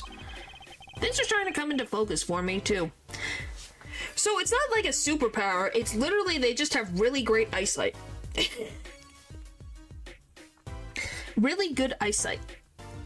And then they have a special bracelet that helps them focus that eyesight. Of course, it's difficult to maintain such levels of focus for any length of time, but what if someone could tell you when to focus? Or something. Precisely. But wait, Trissy doesn't have any bracelets. You were talking about poker, yes? The timing of when to focus is so elementary, she probably does it without thinking. I doubt Trissy herself has realized this. That is all I know of things Grimoire. Thank you, Mr. Zack. If this boy's bracelet is a real thing, then he will use it before long, thereby awakening his power. I'll keep that in mind. Well, shall we play a game? I've said so much. Let me say one more thing. I will tell you of that night. That night? The night my mentor, Magnifi Grimoire, passed from the world to the next. There were 2 pistols, 2 letters sent. This was Magnifi's test. A test? In his last years, Magnifi Grimoire worked us to the bone, no, to the pain. But that night I could not shoot him, so I shot the clown's forehead instead. This, it seems, was the correct answer. Take this, I give my art to you, Zack. What? It is thanks for playing along with my show. You shot well tonight, Zack, though I would not have minded dying by your hand. How could I shoot you? You're my mentor. Puh, I thought you might say that. If I went home without shooting anything, what would you have done then? Then of course I would have given Valen his chance. And if I had shot you in the forehead instead? Then it would be over. If you or Valen were to shoot me in the head, then I to the darkness would go, and my heart with me. A fitting end, don't you think? Yet this ending too gives me no cause for regret. I thank you, Zack. And I'm sorry, I have done that much that was wrong in my day. Oh, he apologized. Wow. Seems to me that Magnifi wanted you to be his successor all along. That's why the time he gave you was earlier than Valen's. Perhaps, but it's not something we'll ever know for sure now.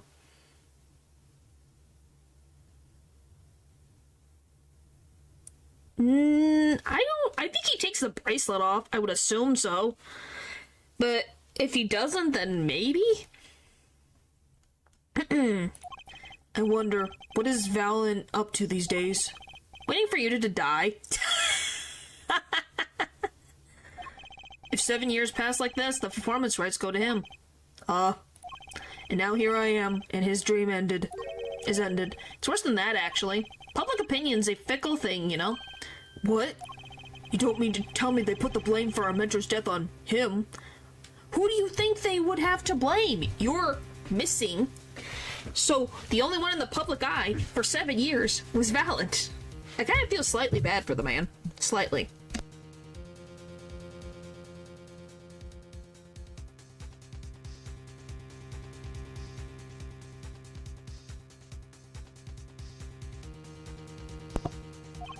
The trial ended when you vanished, Mr. Zack. There were even rumors that Valent had helped you pull it off. But that's madness.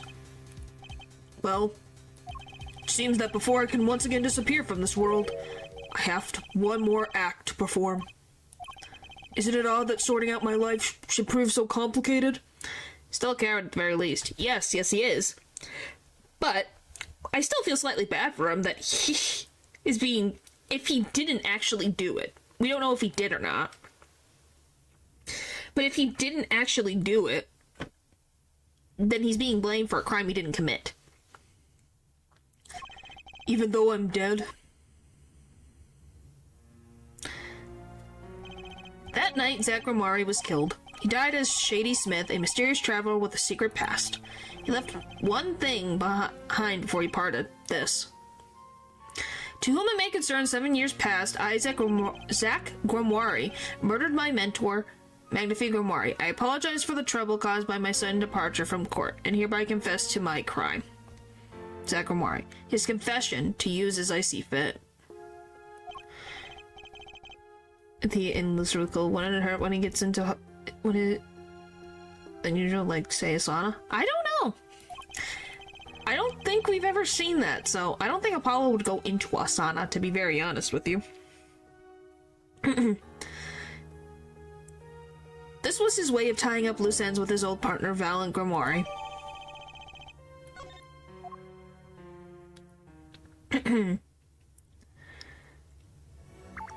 Hooray!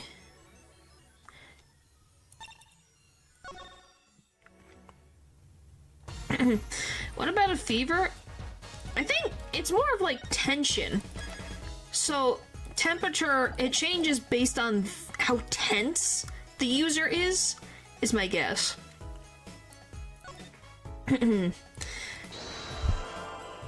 Alright, let's just go back at it again. Magnifie's death.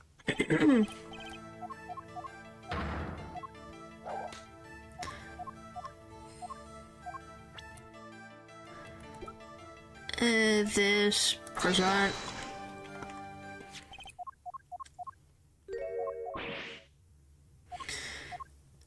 Alright, process this one.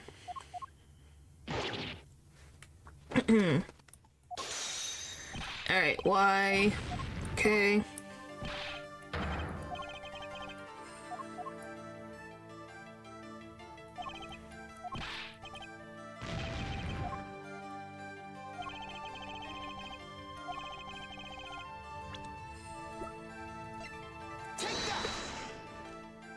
I believe I have the answer to your prayers right here. Zack Gromari wrote this one more thing before he passed on. But this is the confession! In which he admits to the killing of Magnifique Gromari. See? All according to your plan. I am a magician by trade. Deception is my life's work. I fooled the audience, give them a fleeting dream. Yet it seems the tables have turned, and now I am the audience, believing in the deceptions I have wrought upon myself. Zack wrote this right in front of me. After I explained your situation to him. Alcaloos!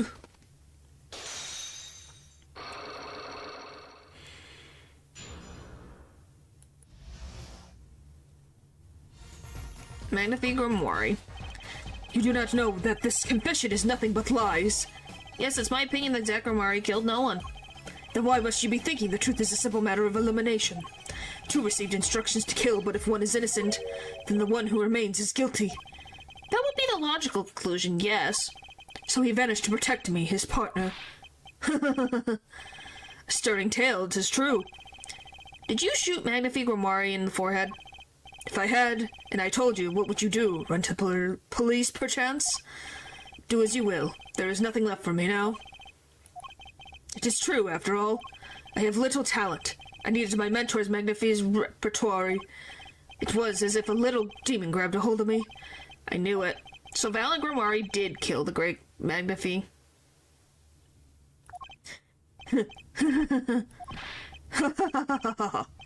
So sorry, Mr. Wright, but it was not I who shot my mentor. What? But if it wasn't you, then who was it? There wasn't another disciple, was there? Another disciple such as... I don't know. Knack and Talent Grimoire, maybe? Your wild fantasies couldn't be further from the truth. Only Zack and Valiant received those threatening letters. But there was another. One more person who could have fired that pistol that night. I don't suppose you've figured it out by now. If it wasn't Zack or Valiant who shot Magnifi, then it had to have been one other person at the scene, which means... Wait. You don't mean... Yes, the great big... He did it himself? Are you freaking kidding me? Yes, the great Magnifi Grimoire himself. I did not expect that. Well, he was only had 3 months left to live, so I guess if none of you did it, he would do it himself. So Magnifi Grimoire died? You find it hard to believe? To be honest, I haven't even imagined it as a possibility. When I arrived that night, the old man was still alive. He appeared to be asleep. I could not shoot him. But when I turned and made to leave the room, the old man called out to me. So you spoke with Magnifi Grimoire? Yes, and this is why I knew what he had done. Magnifi transferred the rights to his repertoire to my partner, Zack Grimoire, not me. I see. Then I guess I owe you an apology. I always thought you were the one who did it. You owe me no apology. Huh? My crime was, in a way, more serious than that of murder. What? Your crime? Is Valiant Grimoire confessing something to me? What could it be more serious than murder? Valiant's crime. You see, I knew the 2 letters had been sent. There are no secrets between partners. It was easy to find out. That was when I understood Magnifi's plan. He wanted to die by one of your hands? Little did I expect it had anything to do with the rights to his repertoire. That was when I heard it. The little demon whispering inside my heart. The demon? Let me confess, I intended to shoot Magnifi, and I planned on framing my partner for the crime. Wow.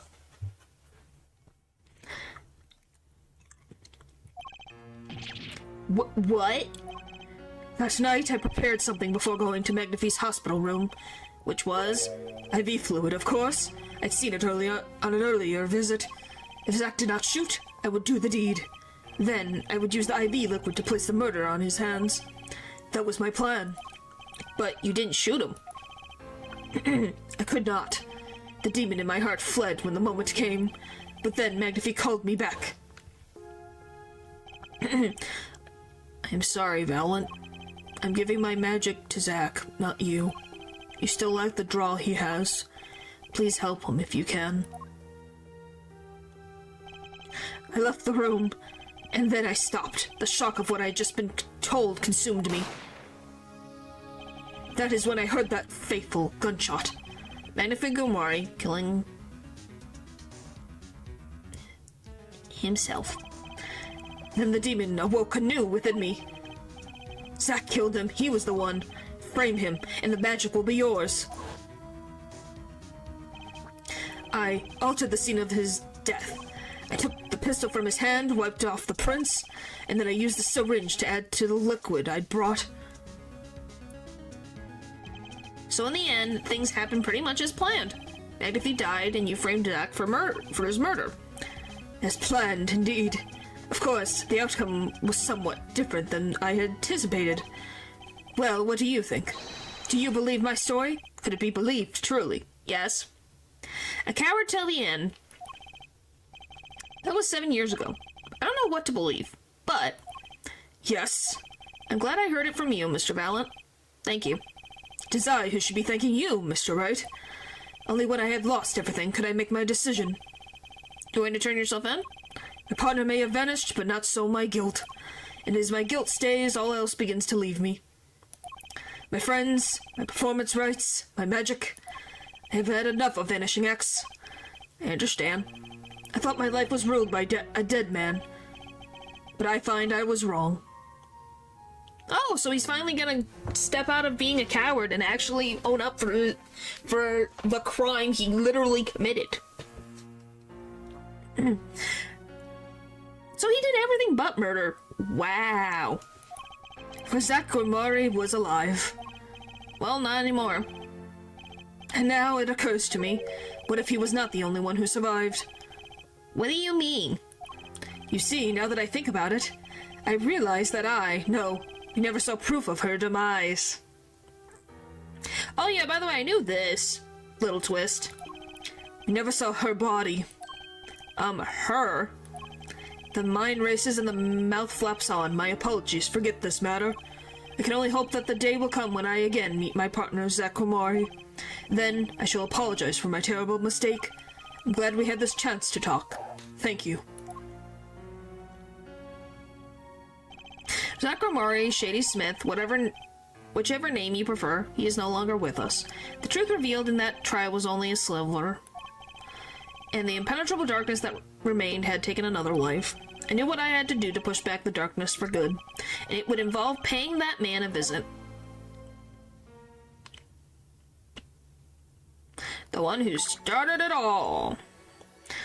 Then whatever they can to dodge child support, I guess. Sorry, sir. Prisoner Christoph Gavin is currently occupied. I see. Do you know when he'll be finished? Well... Could you go find out? Certainly, sir. Please wait here for a moment. My apologies to the guard, but there's something I need to see. I'm going to be looking at that letter.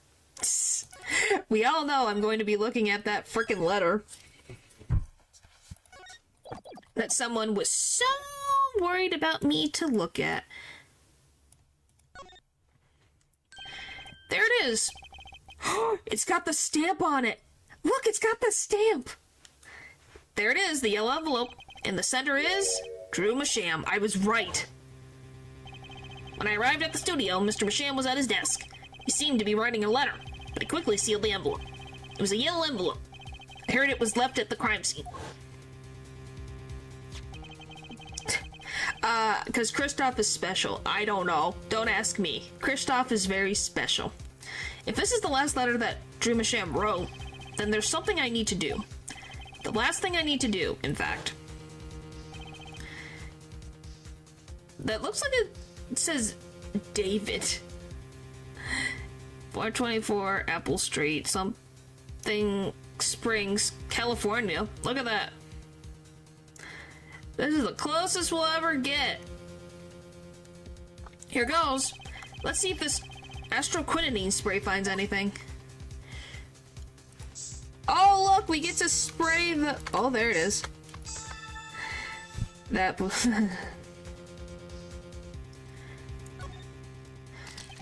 So this was Drew Masham's messenger of death. It was this stamp, all right, no mistaking it. And his last letter was sent to Christoph Gavin. This interview request came like you said it would, and they're looking into the case. I swear on my life I won't tell them about you, so please release the spell you put on my daughter. I'll write letter... Oh my gosh. I will write later with a report. Drew Masham. What do you mean spell? Gotcha. Finally, decisive evidence. What's this? A burglar in jail.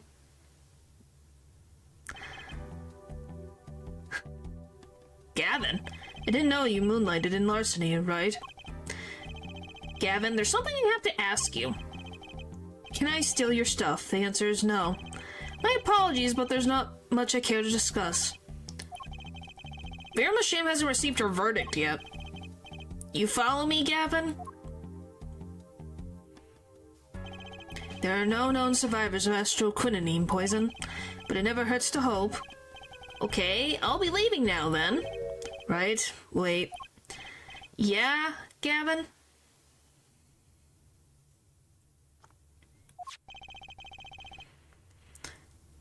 I would assume so. Would you mind leaving that letter? It's private.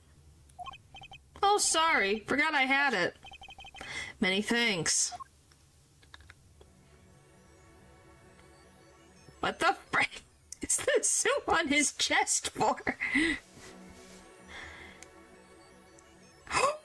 He's got a camera!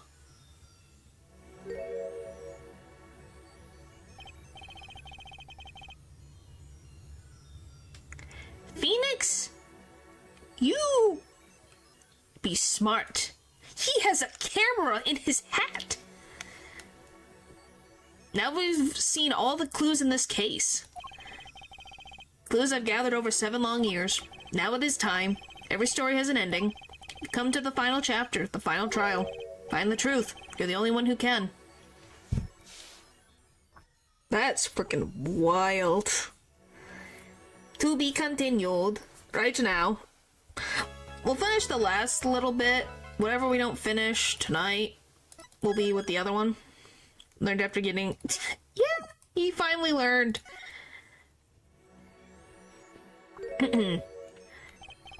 Welcome to court. 7 years, all leading to one verdict. A verdict which you must decide. Is the defendant, Vera Masham, innocent or guilty? The courtroom doors are opening. The trial awaits. Are you ready to begin? Preparations complete. Away!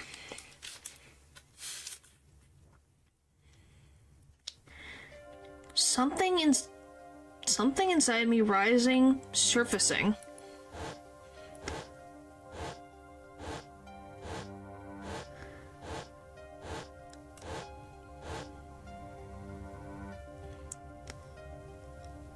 Huh. Something important. Lost long ago. It's close now. It's so close. October 9th, 10 a.m. District Court, Courtroom number 3. Court is now in session for the trial of Vera Masham. We're a defense today, so obviously innocent. Well, there's been at least 2 clients in the Ace Attorney franchise that were not innocent. They were actual murderers. Defense is ready, Your Honor. Prosecution ready to rock. Prosecutor Gavin, how is the defendant, Vera Masham's condition? Acute astroquinine poisoning. According to her physician, she could die at any time. Thus, her absence from the courtroom today. What? They can't put her on trial without her being here. It is unusual. They should wait for her to get better and do it then.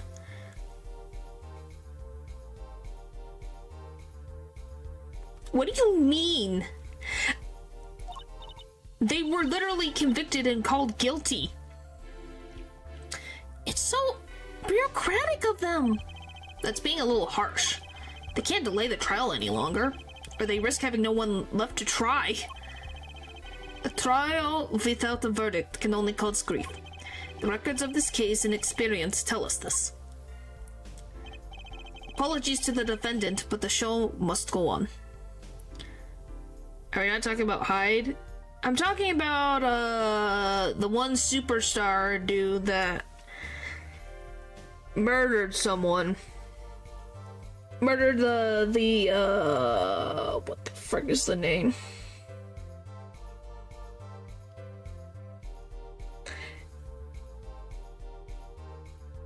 He murdered somebody. I can't remember what it was.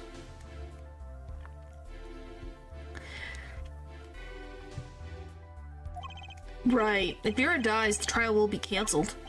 I'm not going to let that happen. Mr. Wright told me everything that's been going on behind the curtains all these years. I'm going to get Vera her innocent verdict while there's still time. Well, then bundle in a blanket, Val.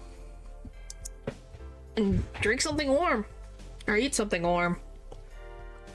Farewell your opening statement, Prosecutor Gavin. The prosecution's case is unchanged by recent events. Why did Vera Masham succumb to poison? Because she couldn't live with the guilt of what she'd done.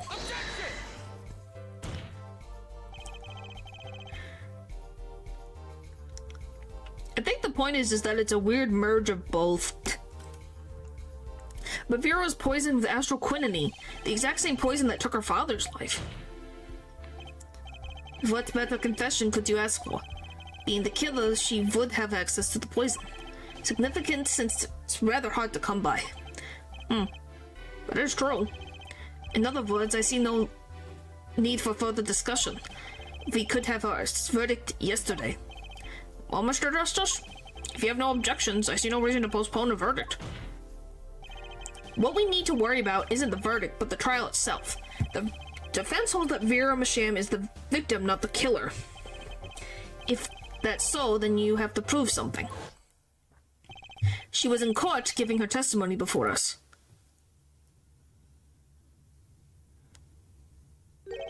How do you propose her killer poisoned her?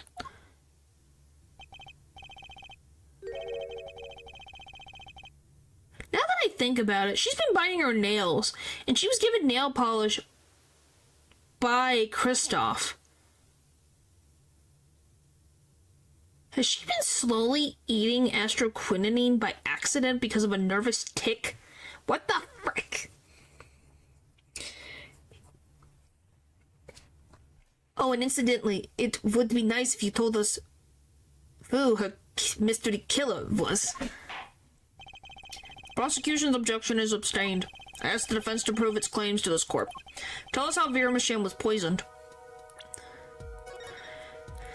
Through her nail polish that I've just figured that out.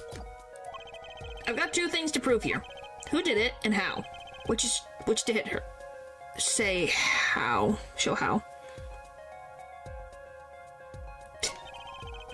That would be absurd foresight. It's not absurd foresight, that's what we saw in at the early part of the stream, that she got the nail polish from Kristoff. How did the killer poison Vera Masham? I will focus first on the method used. Any comments before we begin, Prosecutor Gavin? Not the bottle or container of poison was found on the defendant's body. I see, so the vector of poison is unknown. How better what does that mean? Is the defense prepared to prove how the poison reached Vera Masham?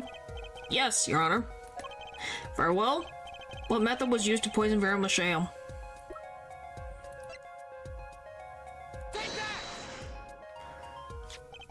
What's this? My, what a beautiful bottle. I'd like to give whoever designed that a hand. Judge. So funny. Is that nail polish? It's colorless. Something the matter? No, nothing. Nothing at all. So the killer put poison in this bottle and made her drink it? As Prosecutor Gavin has told us, this is nail polish. I think he saw her. Remember, he's known her since he first met her when she was 12. And saw that she was biting her nails. So I think that's why he gave it to her. Nail polish? It's like paint for nails. Know any woman with red nails? Oh, my wife has red nails. You have a wife? Well, you do have a grandchild, so I guess that's how that works. I see, so she's been painting them all this time. Judge, what did you think? That it was the blood of her enemies on her fingernails? Let's recall yesterday's trial. Remember when Vera was testifying to the court? Court is now back in session. Vera seems pretty tense. She's practically chewing her nails clean off. Whenever Vera became nervous, she had a habit. Had to become a judge again? No, don't ask me. I do not know. Of biting her nails. Her nails. Prosecutor Gavin? When the prosecution had Vera examined, did they check her nails? Bailiff, have them check the defendant's nails at once. Mr. Justice. Same foresight, yeah. It really does. I mean, nails don't trim it, but... Yes? Do you know who did this? Do you know who put poison in that nail polish? Yes. That bottle belongs to Vera Masham? Why do you ask? Know someone else who might have a bottle like this? No, just checking. Uh-huh. Mr. Justice, you are about to accuse someone of poisoning that bottle of nail polish. Please dispense with the chatter. You realize the weight of this accusation? Here, let me show you. Understood, Your Honor. No problem. I know what I'm doing this time. This time. Then let us ask. Who poisoned Vera Masham via her nail polish bottle? Christoph Gavin! What's this? Christoph Gavin? What's your game? My bro. There's no way he could do something like that. He murdered a man. You can't say he's not possible of poisoning someone? What do you mean? He's been convicted of murder. What's poisoning that far off? You should know that better than anyone else. Indeed. He's behind bars. I know. However, that doesn't mean it was impossible to do what he did. What? Ask yourselves when he put the poison in the bottle. It could have been yesterday. Could have been a month ago. Maybe it was a year ago. Or perhaps it was 7 years ago. Yeah, he is surprisingly naive. But he probably thinks of his brother in high regard. But Christoph Gavin has no motive for killing this poor girl. It's simply inconceivable. Prosecutor Gavin doesn't seem to think so. That face tells me one thing. Christoph Gavin's own younger brother doesn't find it inconceivable at all. Well, Prosecutor Gavin, if you feel there is a clear and pressing need, then we may have to summon Christoph Gavin from jail as a special witness. Fine. I've known for some time that an impenetrable darkness lurked at the bottom of this. No ducking away, nail polish last 7 years. Yeah, I can last for... I have nail polish currently that is probably longer than 7 years. As long as the cap is closed, they can last for a very long time. They don't really have a due date, really. And even then, you shake it to revitalize it before you use the nail polish, so... yeah. They don't really expire. A darkness that has swallowed even myself. Okay, the defense wishes is granted. Let prisoner Christoph Gavin take the stand. Bailiff, begin proceedings to call a special witness. The witness is Christoph Gavin, currently residing in solitary cell 13 at Central Prison. Hi, jerk. Oh, Your Honor, how nice to see you again. It's been quite a while, hasn't it? So what do I owe the pleasure of your company? It's not every day I'm summoned from my solitary cell. In fact, it's never. I think you already know, Mr. Christoph Gavin. Mr. Justice. I hear you've been doing quite well for yourself. Ugh. Why do I feel like somehow he's still my boss? Because he was not that long ago? Relationships then? Yes, it does. Stiff upper lip, Apollo, you can do it! Does this bottle look familiar? Eridani nail polish? Well, yes, I use it myself. As did the late defendant, I hear. She's not dead yet. And? Was there something concerning this bottle you wish to ask me about? I admit I respect her for her taste in nail polish. Her taste, indeed. This nail polish was how Vera Masham was poisoned. Astroquinine, was it? Quite well informed about the case, Mr. Gavin. For solitary confinement. Even in solitary, much comes to my desk, and I have nothing to do but read. Well, Clavier, maybe you can explain this? What is the difference in age? He's 32. He's 24.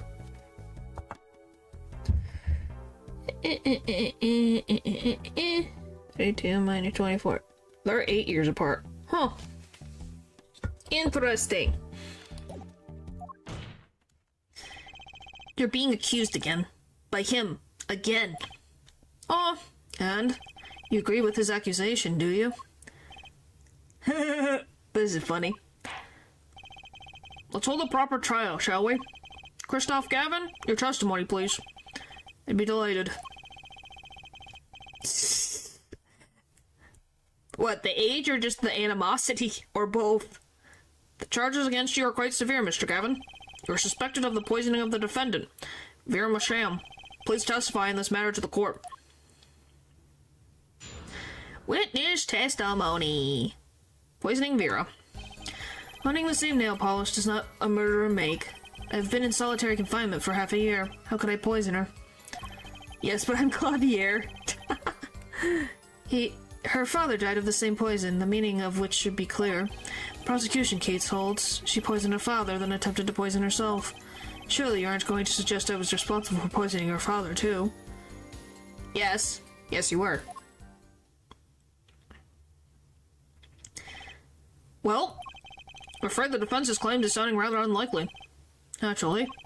For one, I don't even know the Mashams. Isn't that so, Mr. Justice? Very well, Mr. Justice, begin your cross-examination. It's the younger sibling. I'm accusing Christoph Gavin, my ex-boss, but I know he poisoned the Bashamps. The question is, when could he have done it? Not to mention, why? Because he's a psycho?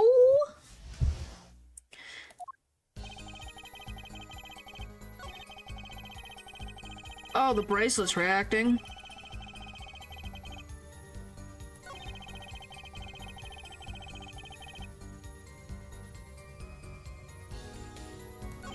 I don't know if I see any changes. Well, now I gotta use the bracelet. Now we get to stare very longingly at his face, or who knows where.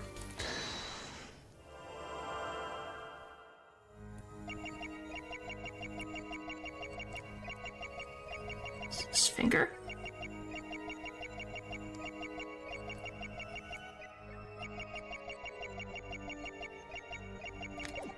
This is the wrong one. I want the next one.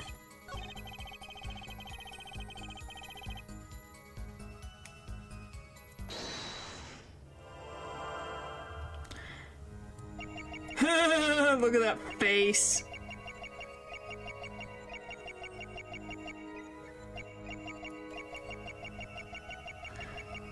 Look how pissed off he is. That's hilarious. Look at that face.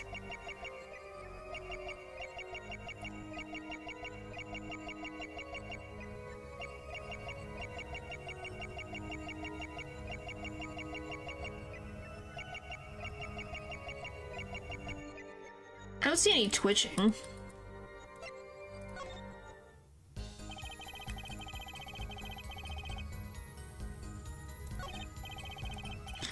Okay, I'm questioning my ex-boss. His testimony seems watertight, but he's lying. I'm sure I'll be able to see something, as long as I focus.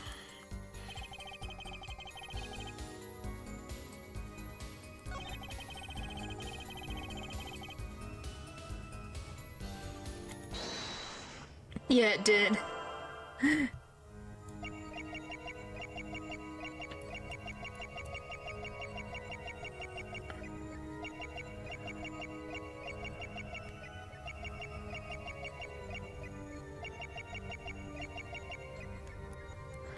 Where the frick is it? It's gotta be somewhere.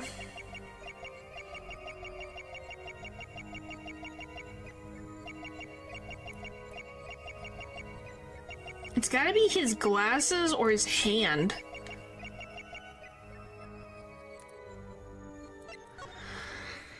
I have been in solitary. I'm not sure if Father Dave is the same place. I mean, it should be clear.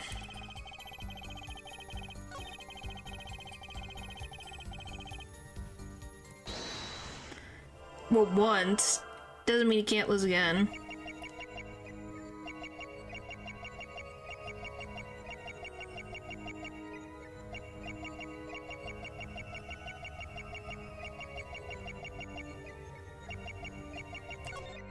Gotcha! I got it.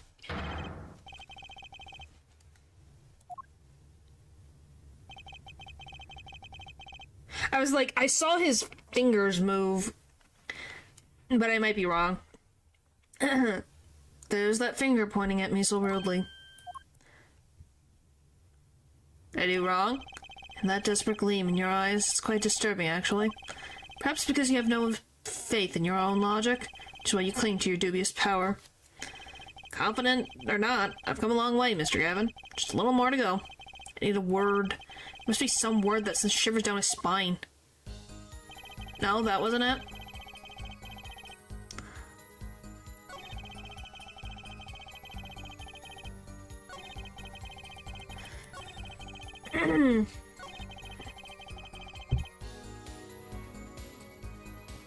I'm trying to think.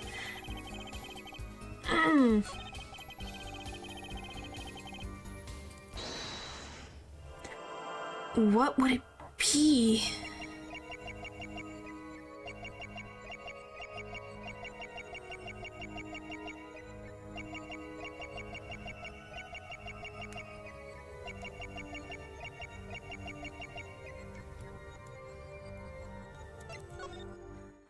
So annoying.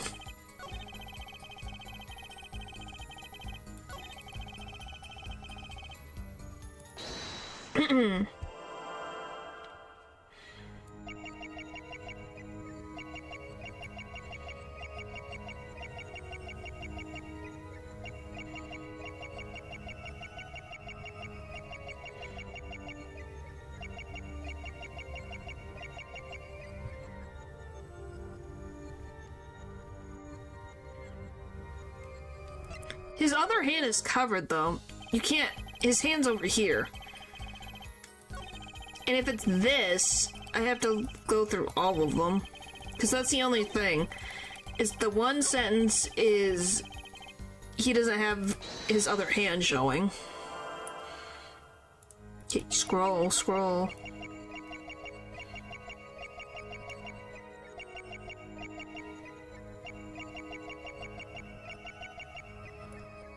Don't see anything. Pass.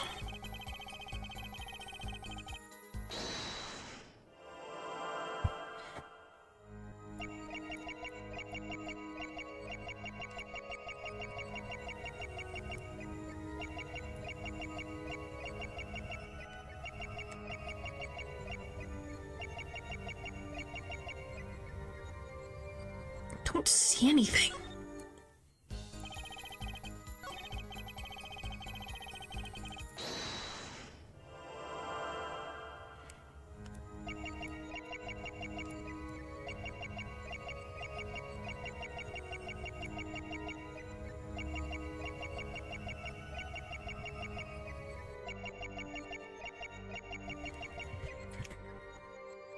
Yeah, that's the part where I'm like, it's either the last statement or the solitary confinement statement that I think I need. I just can't figure it out.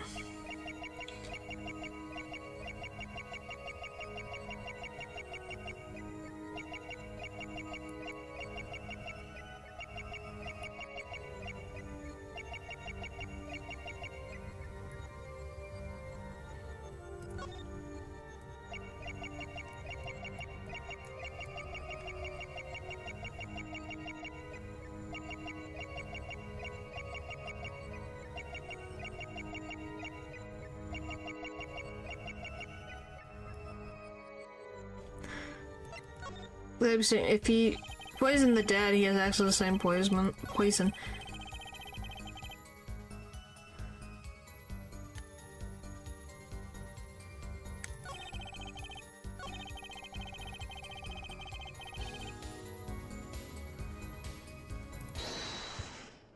Why I think it's this one.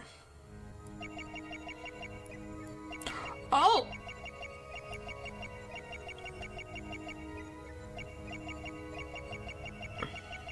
He has a scar.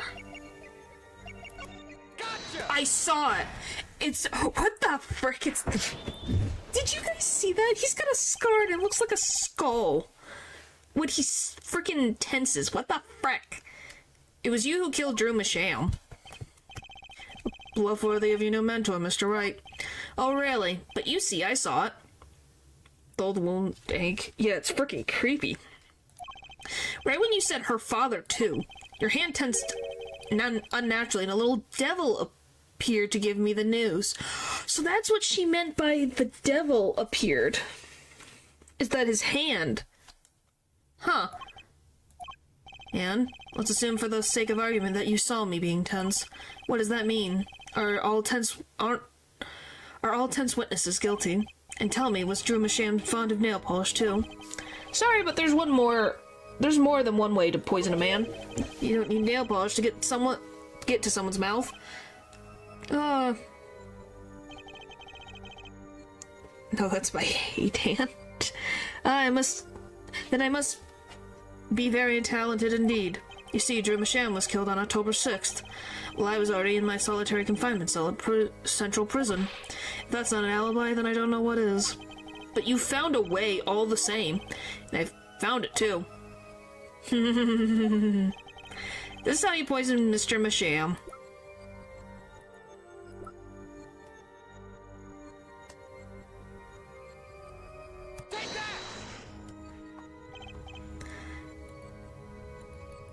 What, my, here I thought you'd come so far, huh?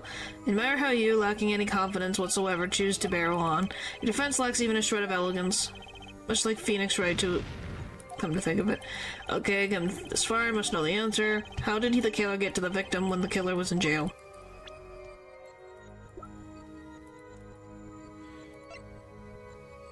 Would it be this? Okay. Then it's the other one.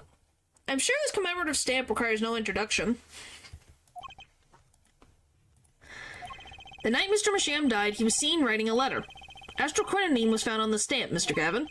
So am I to understand the stamp was the murder weapon? Yes, you are. And yes, the stamp was found in your prison cell.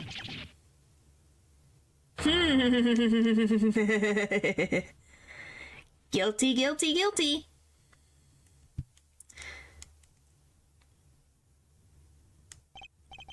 That is all, Your Honor. Order, order, order. Poison on the back of the stamp. After Drew Masham was killed, someone paid a visit to this witness's cell. Phoenix Wright. Dad? That's when he found the stamp. You made Drew Masham write you a letter. That's how you killed him. What? My. You've upset my poor brother to the point of uselessness. What, someone tried to get me? Yep. Allow me to clarify this matter, Justice. All you need to do is recall witness Spark Brushell's testimony. Well, that's the thing, see? After he put his letter in that envelope, Mr. Masham sat there searching for his desk drawer for something. His desk drawer? Yes, a stamp. A so-called postage stamp. End quote. He was looking for a stamp. Ergo, he had no intention of using this stamp. What are you getting at? What I'm arriving at is that this commemorative stamp was in a frame. It was merely a coincidence that he used it that night. That would seem to be the case. Perhaps you mean to suggest that I somehow manipulated coincidence. He does have a point. How would this witness know if the victim was going to use that stamp? Without that, he couldn't have planned the murder. What?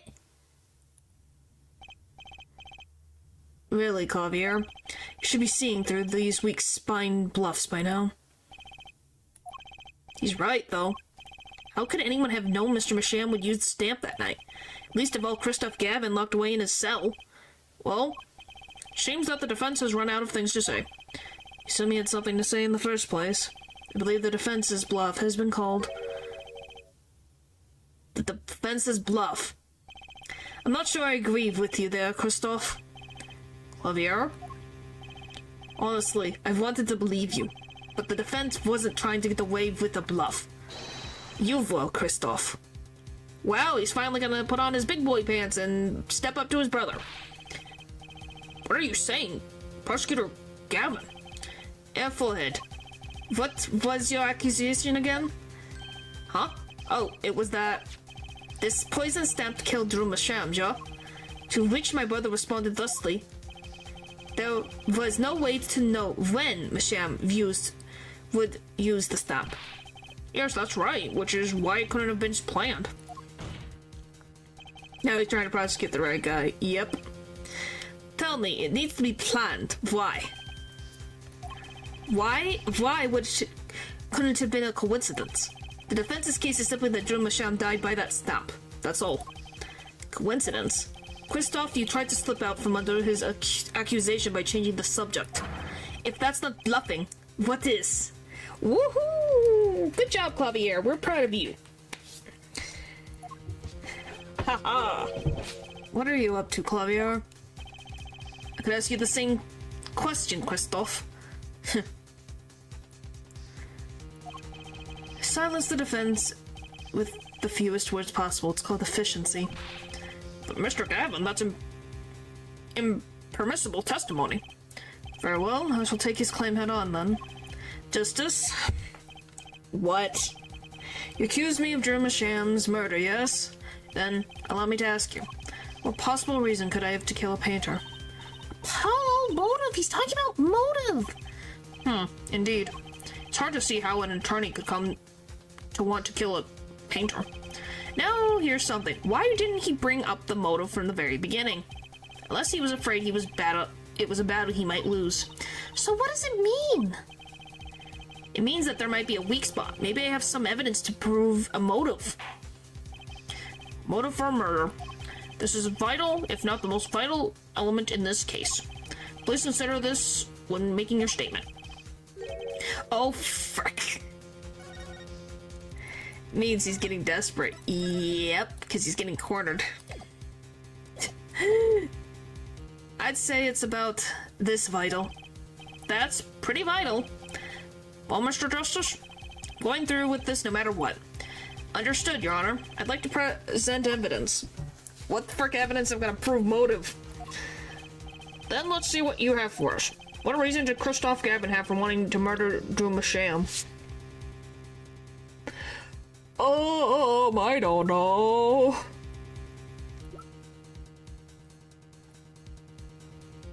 Let me read this. I'll close here. Okay, can we open the frickin' envelope, please?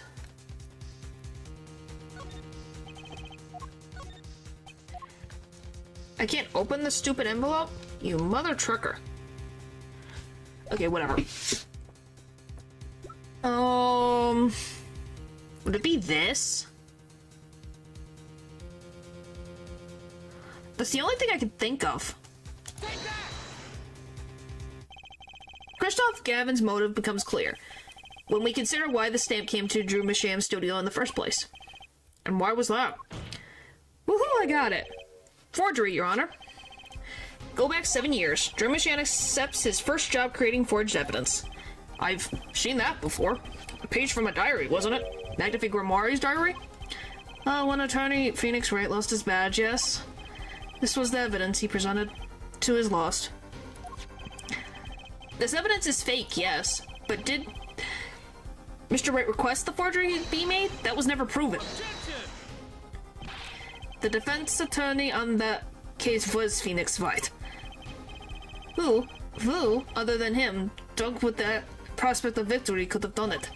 And why would they? Just out of curiosity, do you remember this letter? Yes, it really is after the whole Phoenix part and we get the whole context. Yeah. It is, Christoph is a little bit of a demon. This is the first page. And this is the second. Those were present in court yesterday. This letter was sent to Drew Masham by the client who requested that forgery. The enclosed stamp was none other than the poison commemorative stamp. Drew Masham drew his last breath just the other day. However, the motive for his murder was already 7 years old. 7 years old? The client who requested this forgery was very cautious. He tried to erase anyone with connections to the forgery, to keep them from talking. But he made a mistake. The stamp was a picture of my favorite magician, so I kept it. Father took me when I was very young.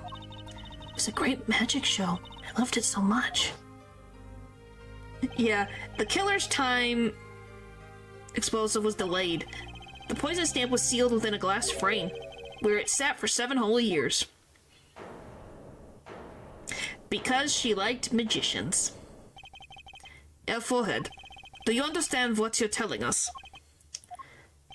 The one who schemed up the forged diary page was the one who poisoned the stamp, and was Phoenix Wright who presented the forged evidence 7 years ago. Adding the two statements together, the one who schemed to kill Drew Masham was none other than Phoenix Wright. No, not even close. Sorry, but that's not how this is going to go down. I don't know. I guess we'll find out next time.